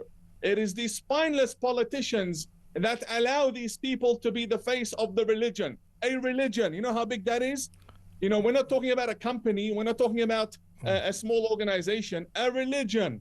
To be the face of that religion in your massive continent is, number one, a disgrace and also a failure of policy. And it shows you do not take national security seriously and you just want to stay in power. And that is the end result of it. You have Muslim Brotherhood ideology being brought in to Australia, and we see the results of that where innocent people were massacred. This is a community very dear to my heart. I was speaking to the family members of those victims immediately after the attack. This is a community that helped me become the person I am today. When we talk about bridge building, coexistence, these need to be part of our conversation. Not just tolerance, because the law prevents us attacking each other, but peace and harmony on a human level. On a human level. This is what we need. This is what is missing in our society. Hear, hear. Now, let me ask you about, well, Australia and Britain, along with France and Canada, but I think Australia and Britain recognised Palestine on September the 21st. It was seen by critics as a reward to Hamas for October the 7th. Certainly when we in Britain recognised Palestine, and indeed Australia did, France and Canada as well, as I say, it thrilled Hamas. They saw it as a victory. They saw it as a reward for what they did on October the 7th, the massacre of 1,200 innocent Jews. Now, what would you have advised Britain and Australia not to recognise Palestine? Because my view would be, and a lot of people agree with me, if you reward terrorism, the result will be more terrorism. 12 days after Britain recognised Palestine on September the 21st, on October the 2nd, that madman attacked the synagogue in Manchester, killing people, killing innocent Jews. And now, not that long afterwards, we have the atrocity on Bondi Beach in Australia. Do you believe, like many critics, like I do, that these terrorist attacks in both Britain and Australia were the result of both countries recognising Palestine? I think the recognition of a Palestinian state needs to be looked at more realistically. The Western nations that recognized Palestine did not do so for the Palestinian people. Yeah. They did so because Trump said he was going to take Gaza and rebuild it. And in response to Trump's decision and statements, they said, well, we better race and make sure Trump does not get to do that. We will recognize a state and make it difficult for him, create more obstacles. Now, the point here is not Trump, and the point here is not the recognition of a Palestinian state. The point is that what they did was very swift, very reactionary, and not in the interest of the Palestinian people. Before you recognize a Palestinian state, you need to see what the direction and mood of Muslim states are with regards to a Palestinian state. And the policy in the Middle East is very, very clear. There cannot be a Hamas in power. So Hamas cannot be the recipient of this award, and they cannot be the ones who take credit for this recognition. Should there be a recognition of a Palestinian state by the UK and other democracies, it cannot be counted as a win for the Muslim Brotherhood, which unfortunately is exactly what happened. Why? Because they did not want Trump to have a smooth transition into Gaza. Now, whether Trump's statements were right or wrong are neither here nor there. I understand Trump's and America's position in the Middle East, and I understand that they would always work with partners in the Gulf, because decisions with regards to Islam and the Muslim world happen in Abu Dhabi and happen in Riyadh, the UAE and Saudi Arabia. They don't happen in Tehran, they certainly don't happen in Gaza, and they most certainly don't only happen in Washington, D.C. So not making use of the wisdom of the rulers in the Middle East, who have been the main ones backing the humanitarian causes in the Middle East and cutting them out and saying that you will operate in a way you see fit. I mean, the UK has its own extremism problem. France has its own extremism problem. For them to now pave the way for extremists in the Middle East to the throne, because Hamas is not a democratic organization, they're the paramilitary arm of the Muslim Brotherhood. Yeah. To give them such an award is to basically be part in more bloodshed in the Middle East in the future. Mohammed, I could talk to you all night, but I'm going to ask you one last question because time is against me. As an imam, as an eminent member of the Islamic faith, how does it make you feel when those two guys, for example, in Australia, the father and the son, somehow corrupted by some strange extremist philosophy, go and do what they did, with rifles, open fire on innocent Jewish people celebrating Hanukkah on Bondi Beach? How does that make you feel? Not only do we weep for the victims and stand in solidarity with our Jewish brothers and sisters who are part of the Abrahamic family, but I will tell you this, there are repercussions for allowing imams to preach on pulpits every week, preach hatred against Jews, call them pigs and monkeys, and to basically blame them for every single thing happening in the world. From COVID to Gaza, I mean, we've all seen the videos of the chants, "Gas the Jews," around Sydney Opera House. That happened on the 8th of October and the 9th of October. Israel hadn't even responded yet to try and blame Israel for this. I think it's very important that we put our finger on the anti-Semitism that is elimination level. It's one thing to say they hate Jews. It's another thing when they want them dead and massacred in the way we see in Australia. So first and foremost, imams need to be held responsible and accountable for what they preach. There needs to be laws that simply treat them in the manner they would be treated in the Muslim world. You cannot call for death and bloodshed in the Muslim world.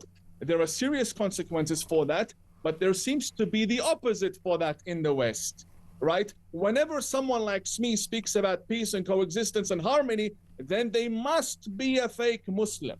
And if I start to whine and complain about Islamophobia, then I need to be heard and given the time to speak Why? Because I'm a brown Muslim and you need to feel sorry for me, and that's the right way democracy needs to operate. No, that is a foolish way. I don't need special treatment. I want to be treated in the same way every other citizen is being treated. And I need to behave myself, number one, and not bully ministers and politicians to give me special treatment. Because this is exactly what happens. When you ask for special treatment and you get it, then simply laws are no longer enforced, and these corrupt imams got away with hate preaching so much that this is not the first terrorist attack that we have seen in Australia, unfortunately. Mohammed, thank you so much for your time. That was amazing. Good to talk to you. That is he's the Vice President of the Global Imams Council, author, advocate for interfaith dialogue, Imam Mohammed Tawhidi, Imam of Peace. I think you'll agree that was pretty amazing, wasn't it? Let me know what you think. 03444991000. Let's go to break. Come back in a minute.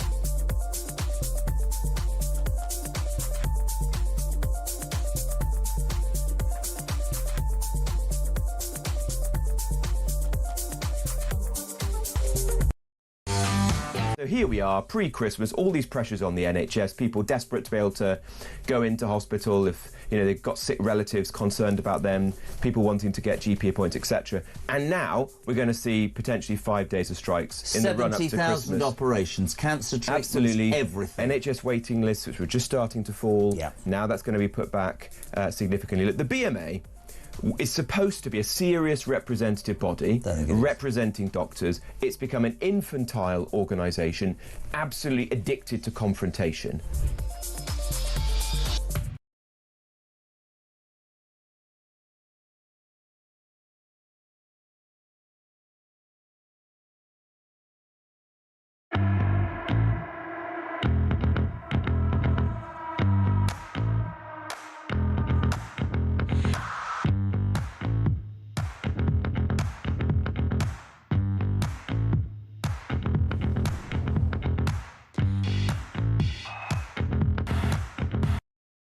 Across the UK, on DAB+, on YouTube, on your mobile, and on your side.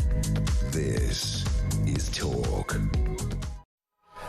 Welcome back. Let me know what you think about what the Imam was saying, that we in the West, our weakness to deal with Islamic extremists, particularly in the Muslim Brotherhood organisation, an organisation banned by a fair few Muslim countries, Islamic countries, but no country in the West except Austria is banning them. He's just saying it is that weakness that leads to terrorism, that we are being governed by weaklings. Let me know what you think.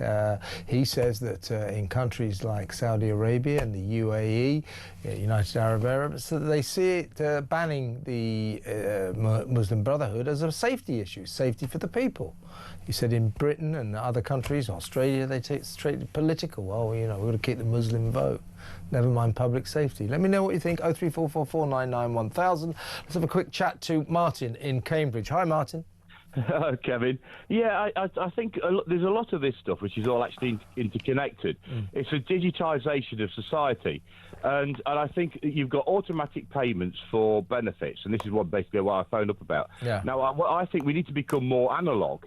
In the old go days, back to analog, yeah. Yeah, so in effect, you've got loads of old banks which are closed in the market squares and stuff. If you're claiming benefits, you have to go there, right, with your photo ID that's not a and with bad everything, idea. right? Make them work for it, yeah. Make them work for it, yeah. Yeah. You go and get it, because a lot of these things with the Muslim Brotherhood and stuff, a lot of people, they're weaponising our benefit system, right? A lot of people are claiming benefits. We don't know who these people are. You know, they could be tenanting a house, they could be doing multiple claims, and then they're sending this money out of the country back to do awful things. And we need to clamp down on this. I mean, in the Second World War, we could do the D-Day landing, organise the D-Day landings in 80 days. We could create 100 airfields all over the country in a year in 1938. But we can't stop small boats, and we can't stop people, getting money that they're not deserved. It's because you've got layer upon layer upon layer of people doing emails and this, that, and the other going, it's not my fault, it's somebody else's. Yeah, I think it's a really interesting idea, Martin. The only problem is, as they say, you can't turn back time. And this is the march of progress, and the sort of Pandora's box is open. The genie, has emerged of new technology of, digital payments, emails. And yeah, I think we've got rid of a lot of them and made people actually turn up to pick up their money. It might make things a little bit more difficult, but I'm not sure we can do it. But very interesting idea, and I'm kind of with you. Got to go though, Martin. Thank you for an excellent call. Always good to talk to you. When we come back after the news, we're going to talk about Wikipedia. Is it a left-wing biased encyclopedia causing problems?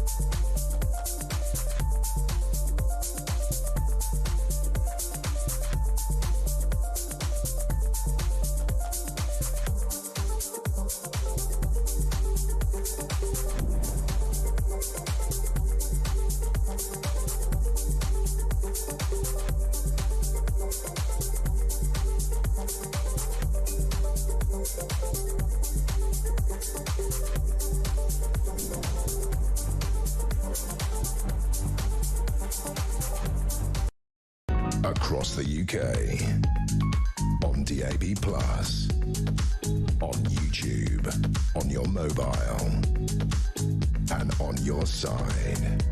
This is Talk.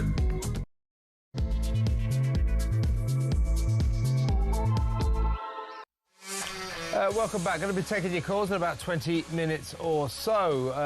Have we sent enough money to Ukraine? Let me know. 03444991000. Those hunger strikers, the Palestine Action hunger strikers, expecting us to get our knickers in a twist because they're nearing starvation point. Well, shouldn't they just eat?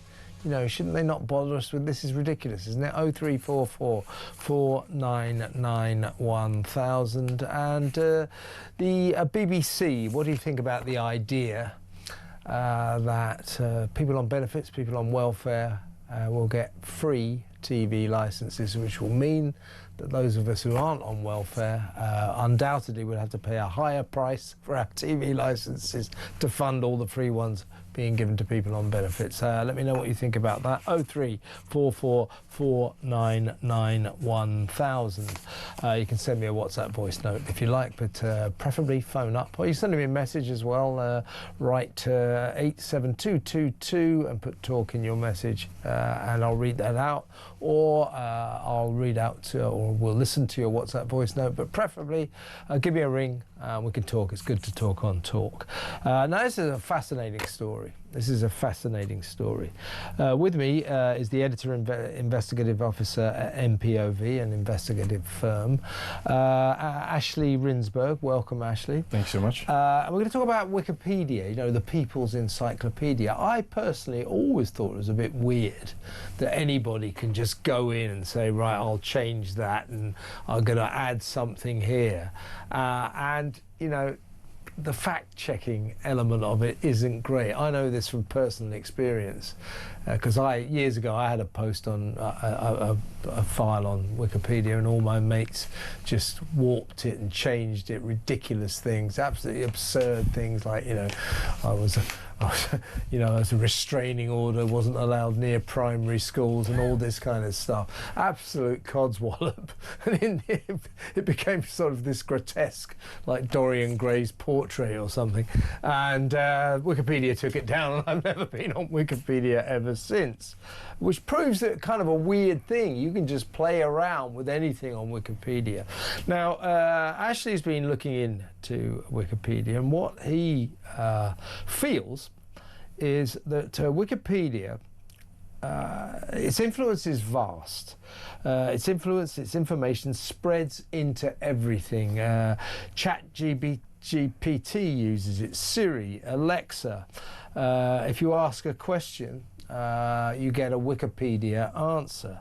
And what you've established, Ashley, if I've got this right, that the problem with this is that Wikipedia kind of masquerades as a kind of neutral outlet, whereas you're saying that the people who work there have a kind of really fairly extreme left-wing bias. And for example, information about Donald Trump is likely to be not trustworthy. It's a left-wing, left-leaning encyclopedia that worryingly informs AI and therefore informs public discourse. Yeah, that's exactly right. It's not only the editors on the site who dominate the site are on the left. The bias has been shown by studies to be left-wing bias, and the NGO that owns and operates the site, which is called Wikimedia Foundation, also exhibits a marked left-wing bias. This is something they promote DEI, they promote social justice, they've turned Wikipedia into a social justice movement, and it's all in service of these kind of ideological goals. And is this you that did this or someone else? This is a very interesting example, folks. Undocumented immigrants were at one point, maybe they still are down on the southern border, put into what they call cages. They're not very good looking things, you know, people in cages at detention centres. Wikipedia listed these centres under possibly, they're not nice places, but I'm not entirely sure they're concentration camps. That's what they listed them. But was it you that tried to put that into perspective by adding the rather important caveat that President Obama built these cages? Okay, Donald Trump has sort of inherited the mantle, but it was President Obama who established these controversial cages, and within a day, is this you actually? Within a day, it says here, my edit was taken down. Did you do that, or no, as a colleague? Yeah? I don't edit Wikipedia. I just cover it as a journalist, but it doesn't surprise me at all. This is exactly emblematic of the kind of bias you see, and the speed with which anything like that will just be instantly removed. Whenever you try to reverse the bias or create balance, you will get immediate pushback and the edit will not survive. Yeah, so think about that. You know, these cages are listed in Wikipedia as being akin to concentration camps. In fact, they're under the concentration camp headline. And they're blaming it all on Donald Trump. Somebody went in there to say, well, may I just point out that although Donald Trump might be running them, it was President Obama, you know, that scion of the left, that lovely be-kind Democrat that set them up. That was removed almost instantly. I think we can see what's going on there. And the newly appointed CEO of Wikimedia Foundation, which is the owner and operator of the site, is an Obama appointee. This is a person who was working in the Obama White House in the National Security Council, and after that worked for the Obama Foundation. So the Obama ties to Wikimedia are now deeply established. And Wikipedia editors are liable to treat sort of liberal, as they say in America, left-wing outlets like CNN, Vox, Slate, The Nation, as reliable. Probably MSNBC would be in that as well. They're reliable, but Fox News, The Federalist, Daily Wire, New York Post, shall we say more right-wing outlets, they are treated as unreliable, so there you have it. That's right. It's codified in a list. It's called a reliable sources list, and that is how Wikipedia runs. It runs on being able to substantiate claims according to this list of outlets that are considered reliable and those that are considered unreliable. And when you look at the reliable list, it is the center-left and left-wing mainstream media, predominantly in the U.S., but not only, as well, here as well. And when you look at the unreliable list, it's exactly the top conservative outlets, again, in the U.S., but not only here as well. The very first unreliable outlet on that list was the Daily Mail. Yeah, the Daily Mail, and I presume that our friends at Wikipedia would no doubt trust the BBC implicitly. Absolutely. Which we British citizens used to do until it became quite clear that the BBC is institutionally left-wing, anti-Israel. But I would imagine that these Wikipedia editors probably treat the BBC like the Bible. Very much so. The BBC is as green for reliable as you can get on Wikipedia, and it doesn't matter how many scandals, it doesn't matter how many cases of editing Trump's speeches that might turn up, or how many reports from the BBC show its own bias. Wikipedia will not give up on that rating, on that credential that they bestow on the BBC. Wikipedia says that Wikipedia's socialists especially hate libertarians. Yeah. Definitely, there's an anti-libertarian bias, and that accords really neatly with the left-wing skew that you see across the site. But when you say that it informs, Wikipedia informs AI, which is becoming more and more predominant, massive, you know, becoming a huge factor in the way people obtain information, in fact, the way they even think. If they're taking this left-wing bias information from Wikipedia, that's extremely worrying. And the other thing I find strange about the idea that AI is taking from Wikipedia is that Wikipedia, to be fair to it, in the end doesn't pretend that in all cases it will always be accurate, because they do say people can go in, you and I can go in now and change something that isn't true. So any point that the AI people go in and take some information, it could be at the point where the information on you or me is entirely inaccurate. 100%. And the people who are using this vulnerability to hijack Wikipedia are also using it to hijack AI. So if you have an axe to grind with Trump, you create a Wikipedia article or a series of articles that cast him as a fascist or authoritarian. AI will train on that. AI will pull that as reference data into the search. You ask ChatGPT, is Trump a fascist? You will get the answer from Wikipedia saying, yes, he is. And what should we do about this, Ashley? We are hopefully looking to just raise awareness that this is an issue, because for a long time we've thought of Wikipedia just like we thought about the BBC, until we realized that there's a huge problem with the BBC. We need to acknowledge there is a serious problem with Wikipedia first and foremost. After that, it's about competition. It's about Grokpedia, which is Elon Musk's new online encyclopedia. It's about other kind of competitors that give a variety of viewpoints on these subjects that are so important. Do you know what? You know what's interesting about Wikipedia is its convenience. You know, there's no doubt. I mean, I've always had my doubts about Wikipedia because of my own experiences. I know how it can be warped and distorted into something it's sometimes absurdly untrue. So I've got reservations about Wikipedia, but almost certainly as a journalist, every single day I take information from it. I mean, there's nothing more handy than the Wikipedia bios, the biographies of people, you know, where they went to school, wives, children, and all that. How does Wikipedia, I mean, I'm not an expert, what is its business model? How does it make money? It makes money primarily through donations, and that comes from Google. So Google is shifting all that traffic. When you do the search and you get the Wikipedia articles, the first entry on your search result for any given topic, all that traffic goes straight through to Wikipedia. Wikipedia then puts a banner asking for money, for donations.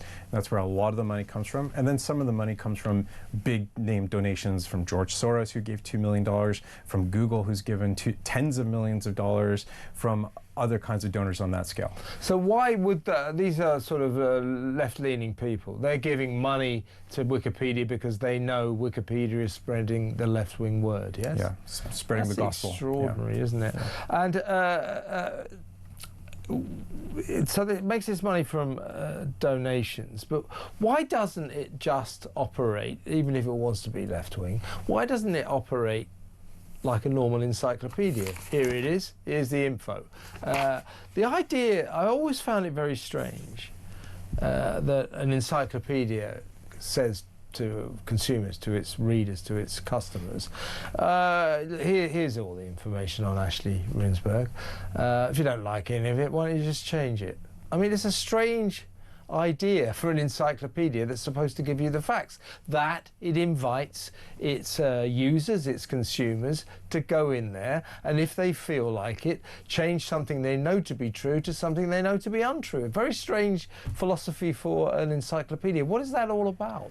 It was about this trend of crowdsourcing that emerged in the early 2000s, and it was really cheap. It was really efficient. That way you don't have to pay editors, you don't have to have an editorial staff, you don't have to fact check and corroborate. You can just let your users do it, which made it extremely, extremely cost effective. And that's why this really tight partnership with Google arose, because for Google, this was great high quality content that Google got for free as well. When you do all these search results on searches on Google, the results you get look really good. It's Wikipedia, it's an encyclopedia, and they got all that for free. So you have this symbiosis between these two big players, and it worked for everybody. I'm just not so sure it worked for the public. What's extraordinary to me about it, I mean, I've always thought about this about Wikipedia. In a way, every post on it, every piece of information should really come with the proviso and the warning. Everything, all the information below could well be total garbage. Yeah. I mean, it's true, isn't disclaimer, yeah. Yeah. It wouldn't be the worst idea, I would say that. I don't suppose they'll do it. Are they based somewhere? Are they going to be at their headquarters somewhere? San Francisco. Yeah. And how many people work there? They have no fewer than 400 people just doing engineering and product, and there's probably at least a couple hundred more people doing fundraising, administrative stuff, a very, very big fundraising team, a very big marketing communications team, because they tell a good story, and they're really good at telling that story. And do they have a lot of people around the world working from home doing the editing and the... Those are volunteers. Okay. Yeah. So they have a lot of volunteers as well. It's an army of volunteers, but this is, again, where we run into trouble, because we don't know who the volunteers are. They're anonymous. We don't know if they're paid propagandists. We don't know if they have a business interest. We don't know if it's someone who got divorced and hates the subject of the article that they're editing and wants to smear that person, which happens all the time. Who's making the money out of all this? There are a lot of paid agencies, that make a lot of money to edit Wikipedia on behalf of clients. Yeah. There are the people at the top of Wikimedia Foundation. The CEO who left in 2021 was paid $800,000 the year she left. She got a $620,000 severance in addition to her salary. She was making $300,000 at that time. Some of the top executives now make $400,000 and upward. So those guys are doing really well considering it's a non-profit organization. For those interested in the beautiful principle of the truth and nothing but the truth, it would be a good thing if we closed Wikipedia down, wouldn't it? I think at very least to have a serious alternative, and for us to not take Wikipedia as gospel truth, and for the people running AI models and systems, and for Google to start to rethink that relationship, to say maybe this is not the single source of truth that we thought it was, and we need to rethink the relationship. You're a journalist. Do you check Wikipedia much? I do check. I do all the time. I do, because it's the convenience factor. It's exactly like you said. right. Exactly. And that's because of Google. Google feeds it to you and serves it right up and makes it very easy. Yeah, the convenience factor is just so enticing, isn't it? I'm going to be a bit more. I've always thought I should be more careful about it. Now I'm going to be extra careful about it. Ashley, that's fascinating. Thank you so much. Thank you so much. Ashley Rinsberg, editor and investigative officer at MPOV. Wikipedia. I know you look at it every day, don't you? What do you think of it now, after what we just discussed? I've been suspicious of it always. Now I'm much more suspicious of it. Think about that. Give me a call, 03444 99 1000. Back in a mo.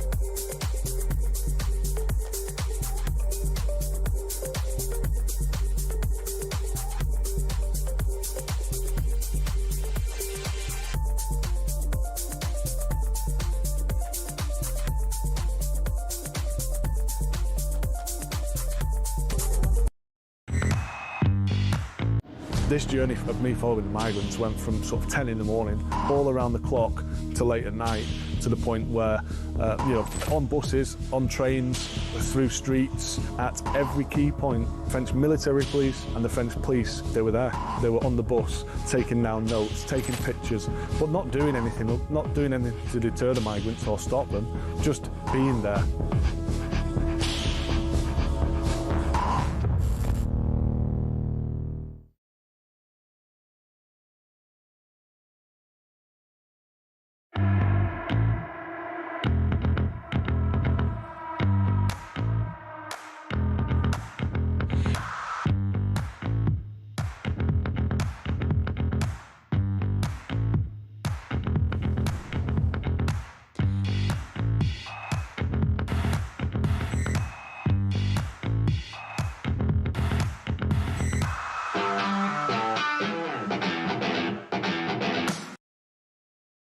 Across the UK, on DAB+, on YouTube, on your mobile, and on your side.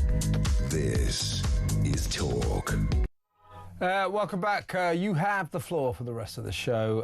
Got lots of WhatsApp voice note, lots of calls and messages. We'll plough through. That's not the wrong word. I'm going to enjoy going through all of them. Your messages, your phone calls and your WhatsApp voice notes. So let's play a WhatsApp voice note first, shall we? This is Gary on Russia and Ukraine. Hi Kevin, the Russian thing has never ceased to amaze me. Why is everyone so afraid of Putin? We keep sending all this money and all these weapons to Ukraine as a kind of, at least we're not fighting with Putin. But why don't we stand up to him? Why don't we just say to him, gosh, stop, otherwise we're going to do this. Why don't we do that? We are extending this war instead of ending it. It is a stylized conflict. Gary's exactly right, which makes me uncomfortable. This is a weird thing. We're sort of at war with Russia, but we do it by giving money and weapons to Ukraine. The West is at war with Russia, sort of, but they're still buying Russian energy, Russian oil, Russian gas. It's so weird these days. As I say, it's stylized. Gary's got an interesting point there. Shall we go to the phones? And here's Mark in Lincolnshire, regular caller. You want to talk about Ukraine as well. Mark, what would you like to say? Hi there, Kev. Before I jump on there, just really, really quickly, you were talking about Wikipedia. Yeah, I edited a thing on Wikipedia to correct them on there as well, and they removed that edit as well, which was about correcting them on their first ever World Cup winner. Oh, yeah. Because the first ever World Cup winner, which is regarded... I thought it was Uruguay, wasn't it? Uruguay? No. The first ever World Cup winners was West Auckland Town FC, where I was grown up. What do you mean by that? It was West Auckland Town FC, and the Sir Thomas Lipton Trophy that they won in 1909 and 1911. That was the World Cup. What other countries around the world were in it? Sorry? What other countries around the world were in that tournament?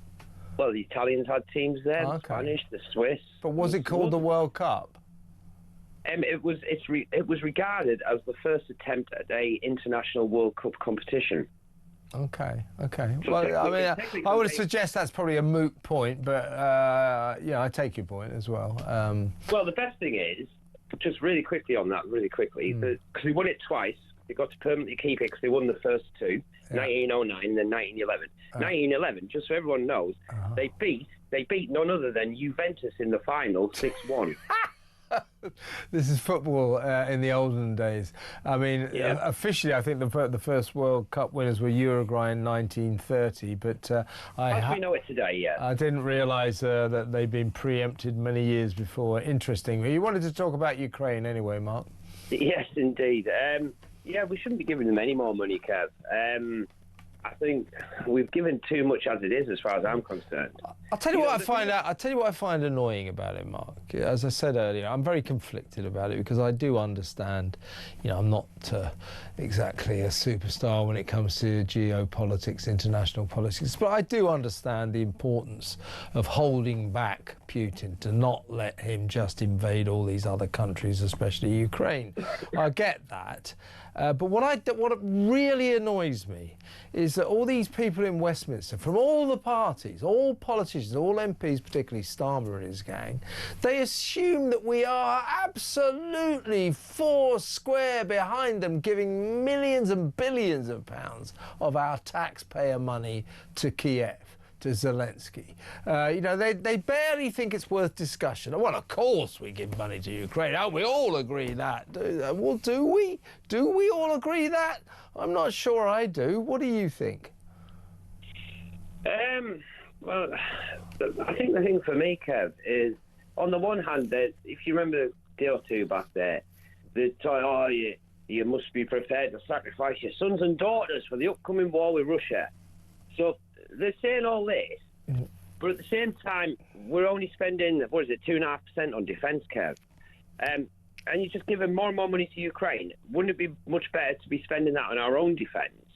That is a good point. That is a very good point. They're shipping off 600 million quid for air defences to Ukraine. What about, we literally have pretty much zero air defence in this country. Yeah. And how about, and also the vast amounts of money we're sending over to Kiev, to Zelensky. You know, a lot of people in this country would say, well, a lot of people here could do with that cash. Why not spend it on our own? It's our tax money, and you're just, you know, dispatching it eastwards towards Ukraine. And what about people here in Britain? It's, you know, as I say, I know it's a simplistic view. I just know, I just think it's interesting that I know around the country a lot of people agree with what I'm suggesting. Yeah, I mean... And that is, enough is enough, you know. Wow. I think, yeah, I mean, I think we've just got to a point with Ukraine. Russia, I mean, I'm one of these people, I don't buy this argument that Russia are going to steamroller across Europe. I think that's absolute garbage. I don't know. I think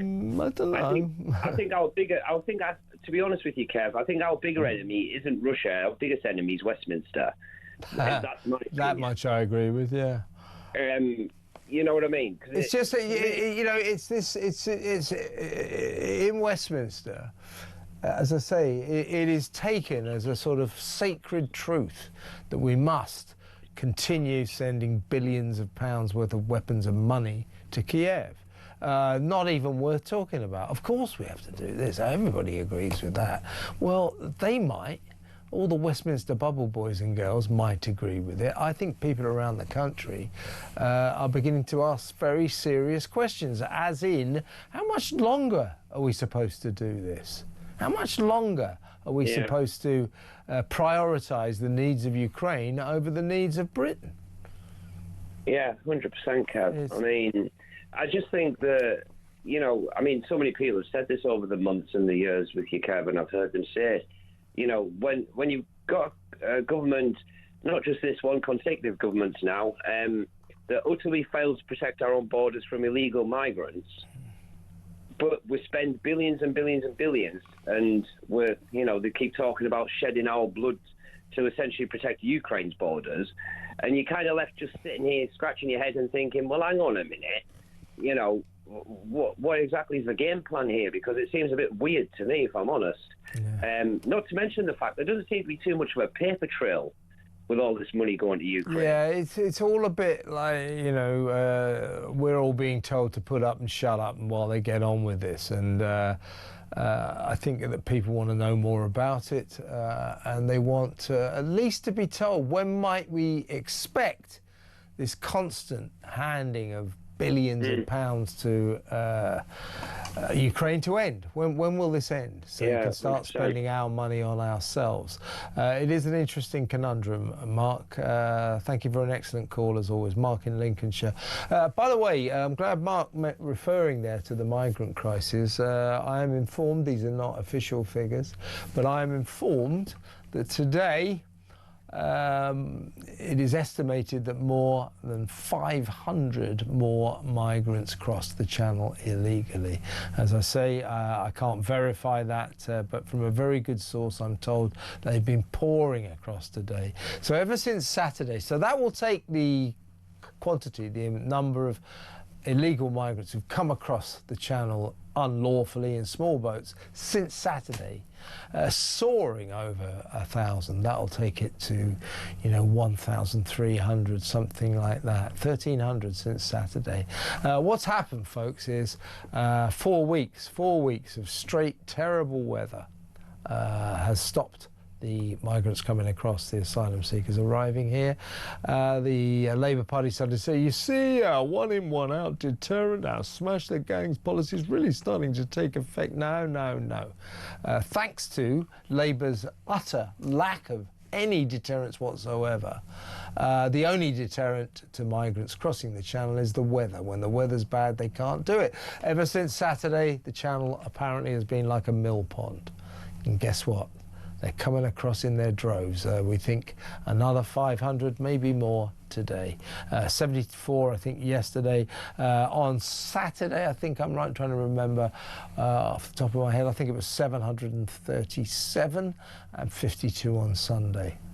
So not so many Sunday, not so many yesterday, but we're hearing over 500 today. When is this scourge going to end? The government are doing nothing about it. 03444991000. Let's go to break. More calls, more messages, more WhatsApp voice notes when we return.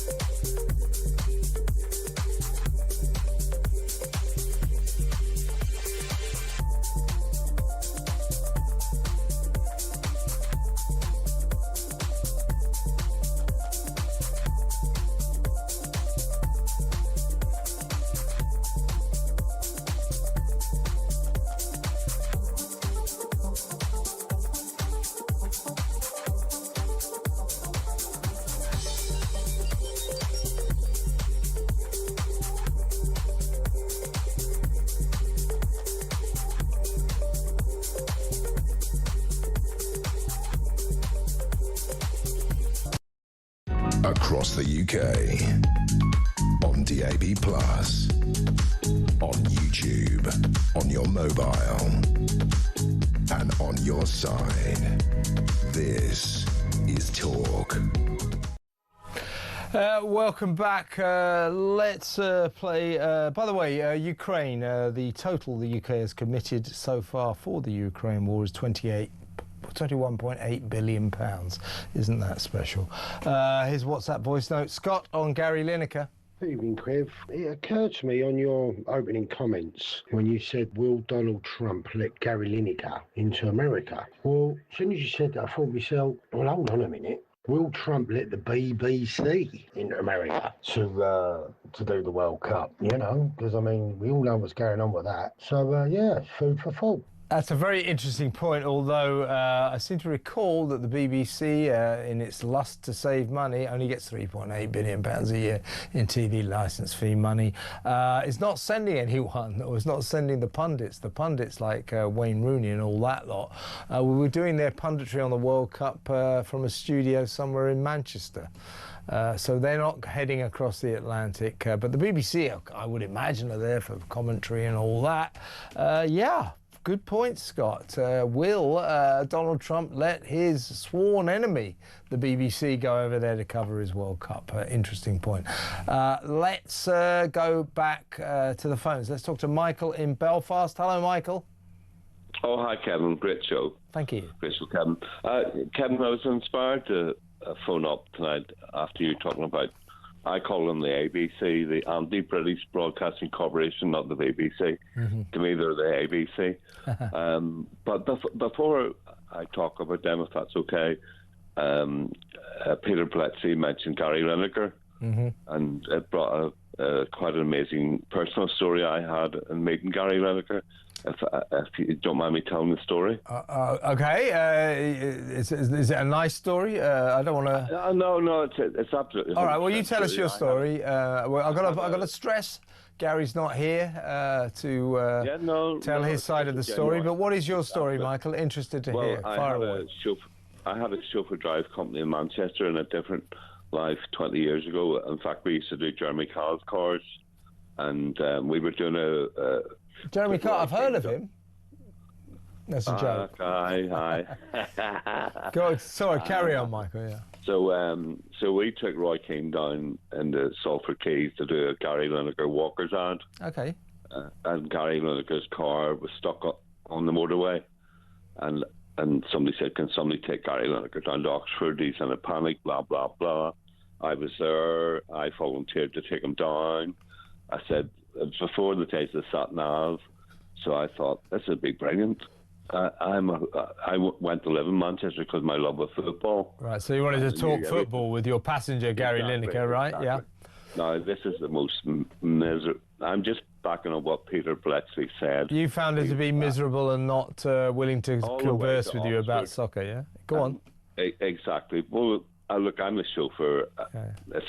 It's a passenger's prerogative to sit in the back and not speak. But anyway, that's what it was. So he didn't say anything to you all the way to Oxford? He didn't, no. But the point of the story was, before the days of sat nav, I says, I'll happy take him out. His driver's stock. I says, but I don't know. I haven't a clue where I'm going. His aide says he'll tell you where he's going. So he says M40, 18A, junction 18A. So I know the M6, M40, 18A, come up for Oxford. I don't know 18A, but I know the M40. Mm-hmm. So I come up and I see junction 19, and then I see junction 18. Yeah. And then I see junction 17. And I said, I'm sorry, Mr. Lineker, there's no 18A. He went off his lid. Did he? And he said, he would flip the lid. So anyway, I said, I'm sorry, Mr. Lineker. He was doing another walker's ad with Crossby Saturday, had to be in Oxford. He says, I play golf at the Oxfordshire. I come off at 18A all the time. I said, look, I'm sorry, I didn't see it. So dropped him off. Rude man, not a nice man. But it always twigged on me. There was why I didn't see the 18A as a professional chauffeur. So on the way up, the service stations have the maps. Right. And they show you every So junction did 18A number. exist, Michael? 18A, only if you're coming from London. Okay. Well, that would okay. Listen, as I say, that's an interesting story. We've got two stories of Gary Lineker allegedly not being very nice or not being very friendly. I've got to say, I've met him a few times. I've always found him. I don't like his politics or what he's been up to at the BBC, but I've always found him personally to be quite charming. But fascinating to hear your story, Michael. And as I've got to stress, Gary's not here to tell his side of that story, but Good to talk, Michael. Thank you very much. Michael in Belfast there. Another story about Mr. Lineker. Shall we? Yeah, we got time. Let's quickly talk to Dawn in Lincolnshire, shall we? Hello, Dawn. Oh, hello. Was it? I was just ringing up. The people, are not working. Why don't they send them into the hospitals to help the nurses on the wards? As an extra pair of hands. So that they earn their money. What, you mean people on benefits? Yes. Well, I think a lot of them are, they're either saying that they're sick or something, but I think it's fair to say a lot of them aren't all that keen on going to work. No, but was it, at least they would be earning their money. Yeah, no, I mean, it would be nice. Yeah. But as you know, Dawn, it doesn't really go like that. And I don't want to besmirch all the decent people who are on benefits for perfectly genuine reasons. But we know there are people on able to do that and to help out as they're so understaffed. It's a nice idea. Right now we could do with their help, couldn't we? Yes. Yeah, Dawn, nice idea, Don. Yeah. Dawn, unfortunately, in the real world, sadly, I don't think it will happen, but it is a nice idea, nice practical thinking on your part. Dawn in Lincolnshire suggesting that all these people on benefits could go and work in hospitals, sort out the manning problem in our hospitals. So, interesting idea. Shall we... let me see what I've got here. Let me read a couple of messages. No, let's go to... should we go to break? When I come back, we'll talk to Tarquin in London. How about that? Let's go to break.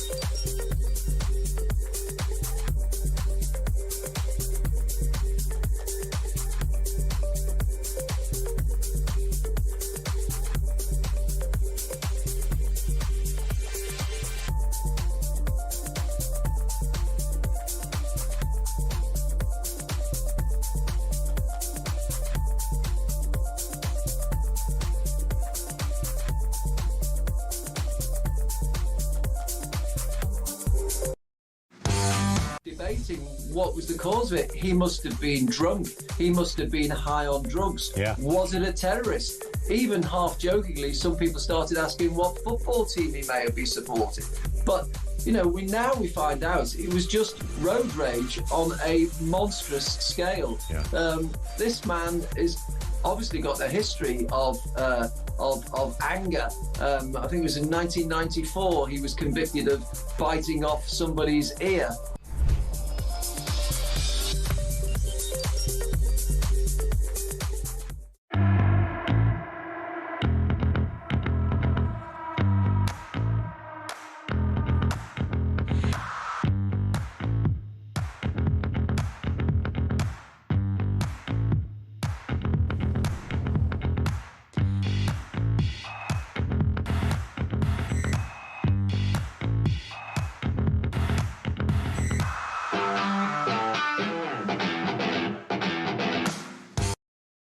Across the UK, on DAB+, on YouTube, on your mobile, and on your side. This is Talk. Welcome back. Go back to the phones and the WhatsApp voice notes in a second. I've got a message here from a text message from Natasha. She's talking about my chat with Mohammed, the Imam.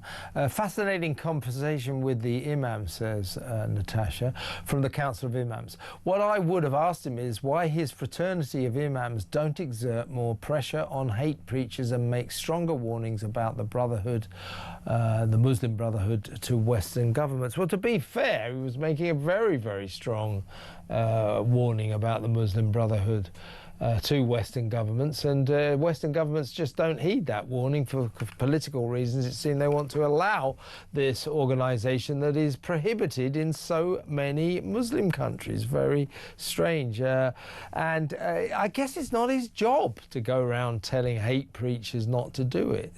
He's made his feelings very clear. It should be the police's job to do something about that.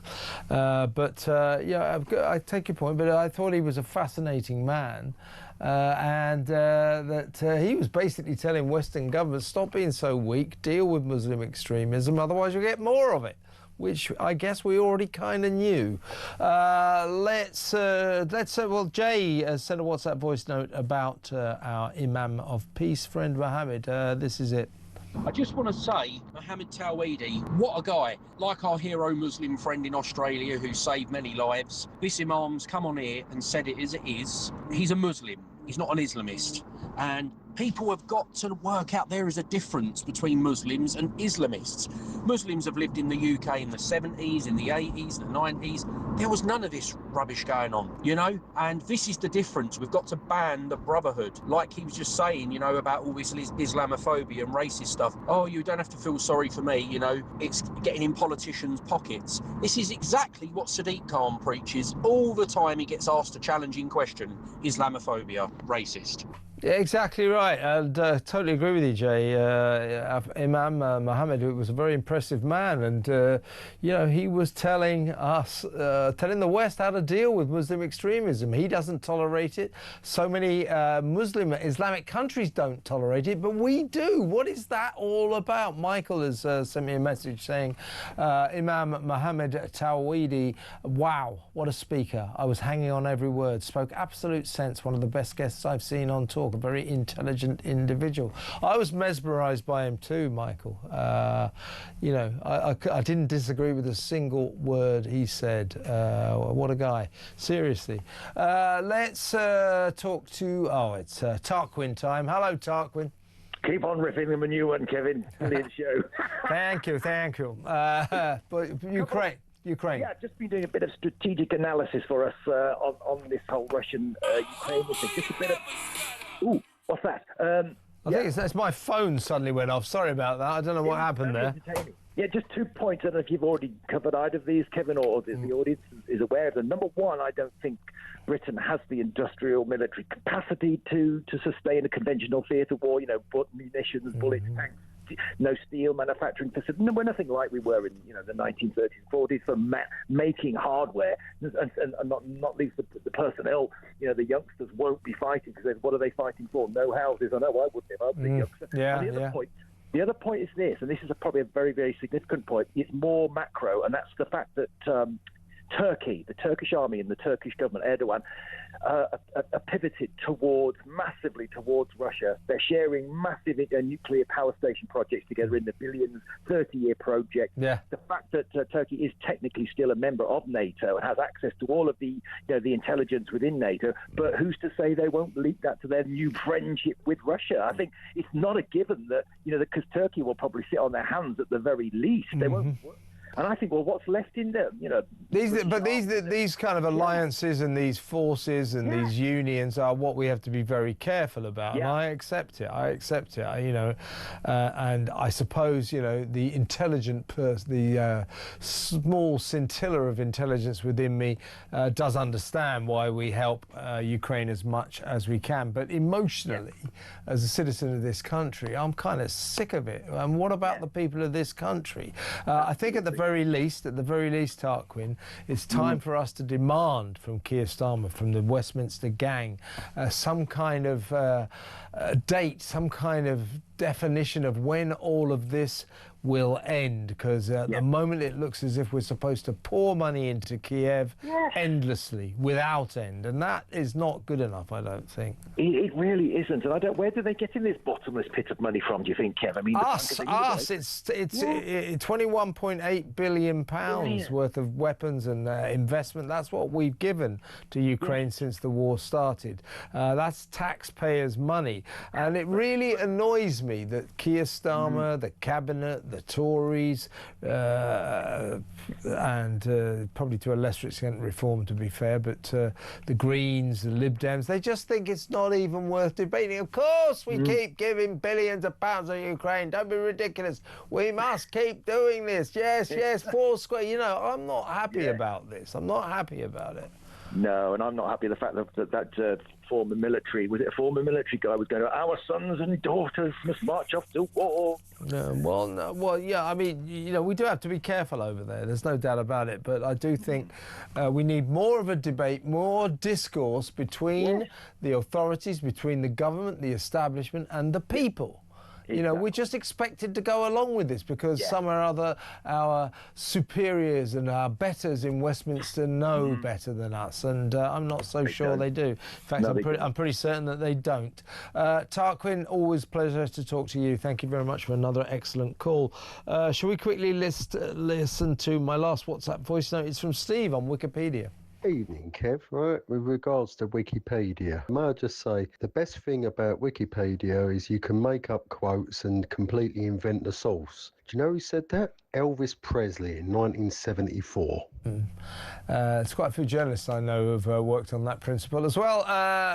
Let's not go into that. This is from Sharon. Oh my God, Kev, what a lovely imam. She says, can he advise us on how to get the Brotherhood of Muslims out of our government?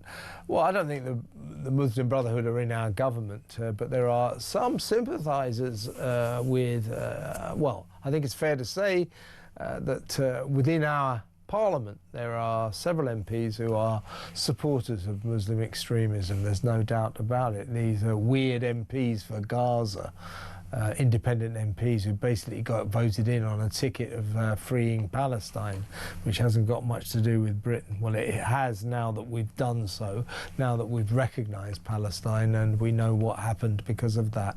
Let's go back to the phones. Let's talk to John in West Lothian. Hi, John. Hi, good evening, Kevin. Can I just say that the interview you had with the man is one of the most powerful, honest interviews I've heard in a very, very long time. Yeah, I was mesmerised, John. I was mesmerised by him. And I was thinking, why can't our politicians, why can't our Christian politicians say this? It was so powerful. I couldn't agree with you more, John. Yeah, no, you've just taken the words right out of my mouth. That's exactly what I was going to say. Why haven't we got politicians that have got the courage to stand up and say the things that he said, and bearing in mind his background, where he's coming from, And, you know, he was more for the British people and the world than any of our Western politicians. And what he's saying, John, in essence, is that it is the weakness of the West in confronting Muslim extremism, Islamic extremism, Islamism, if you like, that causes the terrorism that we suffer, as in the Manchester attack, the synagogue attack, and of course Bondi Beach, because neither country, and this is the story all around the West, does anything about Islamic extremism, Muslim extremism.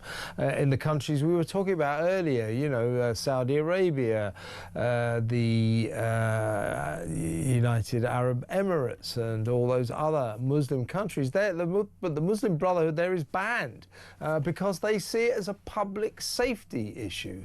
If we allow this organisation, there will be terrorism. Our citizens could be put at risk. In the West, exactly what Imam Muhammad was saying. He said that in the West we regard our tolerance of the Muslim Brotherhood as a political issue. You know, we don't want to upset Muslims. We want to get the Muslim vote and so on and so forth. But he said, you know, by taking this approach, you're just going to get terrorism, which is what we've got. Yeah, and it's what that's why, with, you know, the police and everything else throughout Europe are now having to look at the Christmas markets and everything else. It's just an open door for these people. The way in which we've seemed frightened to actually say no, whereas their own people in the Middle East are saying you're bad and that's it. We're not having any of this nonsense. But we still play around with it rather than stand up and be counted. Yeah, it's like so many Muslim countries as well, Islamic countries, ban the burqa. We don't. A few European countries do, France, for example, but most Western countries don't. But there's quite a few Muslim countries that do.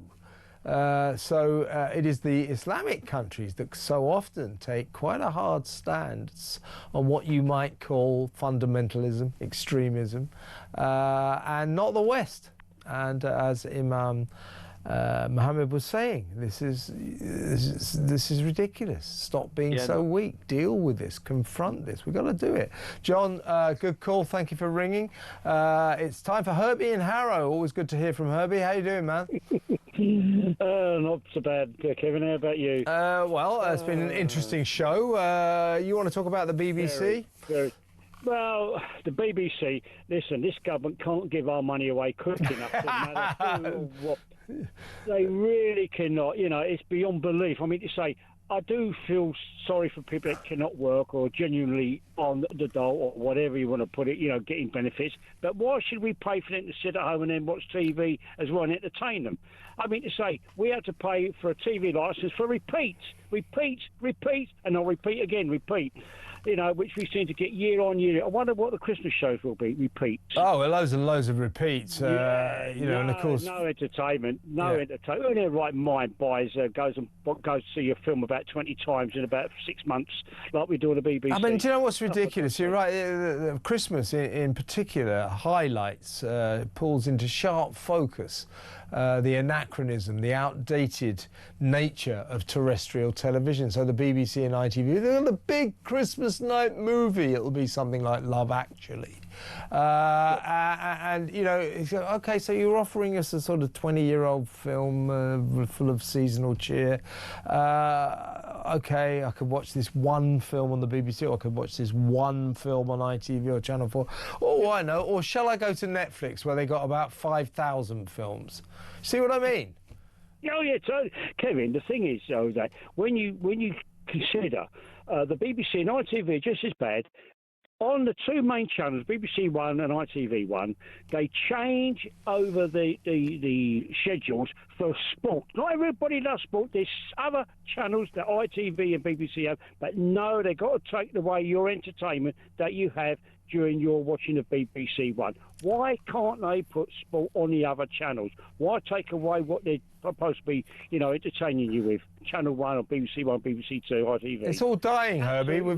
It's all dying. We learned tonight that after 2028, the Oscars, no less, won't be on terrestrial TV. They will be broadcast on YouTube. It's all change in the telly industry, I'll tell you.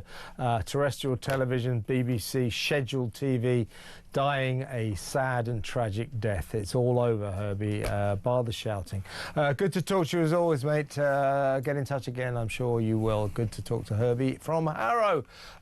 He's been tortuously putting on his microphones for now an hour and a half. He's done so now. It's Johnny Gould. How are you, Johnny? Kevin, I like to be prepared. Yeah. Yeah, I've been watching you prepare, yeah. What's going on? What's on your show? Well, at least Fulham are doing the business at the moment. Yeah, not losing to... How about that? Let's keep going. Well, look, the Employment Rights Bill is set to get the royal assent tomorrow. Because Angela Rayner's workers' rights thing. That's right. So she's on her way to making that inevitable comeback. Better in the gang than outside the gang causing trouble. Yeah, I guess so. No, I'd rather her outside the gang, because the more inside the gang she gets, the nearer to number 10 she gets. That's it, but I'm just thinking from a Starmer point of view, you'd rather have her in the crew. Starmer, yes. That's kind of urinate inside the tent, not outside the tent. Starmer wants her in, but I think maybe her, Streeting, Miliband are on a trajectory that could spell trouble for our current Prime Minister. Have you noticed, Kevin, how Streeting has started to rein in his comments to become slightly more mainstream? He's saying things like, well, you know, I used to be a bit leery about those comments, but now I'm not so sure about stuff. I was a little bit outspoken in the past, but now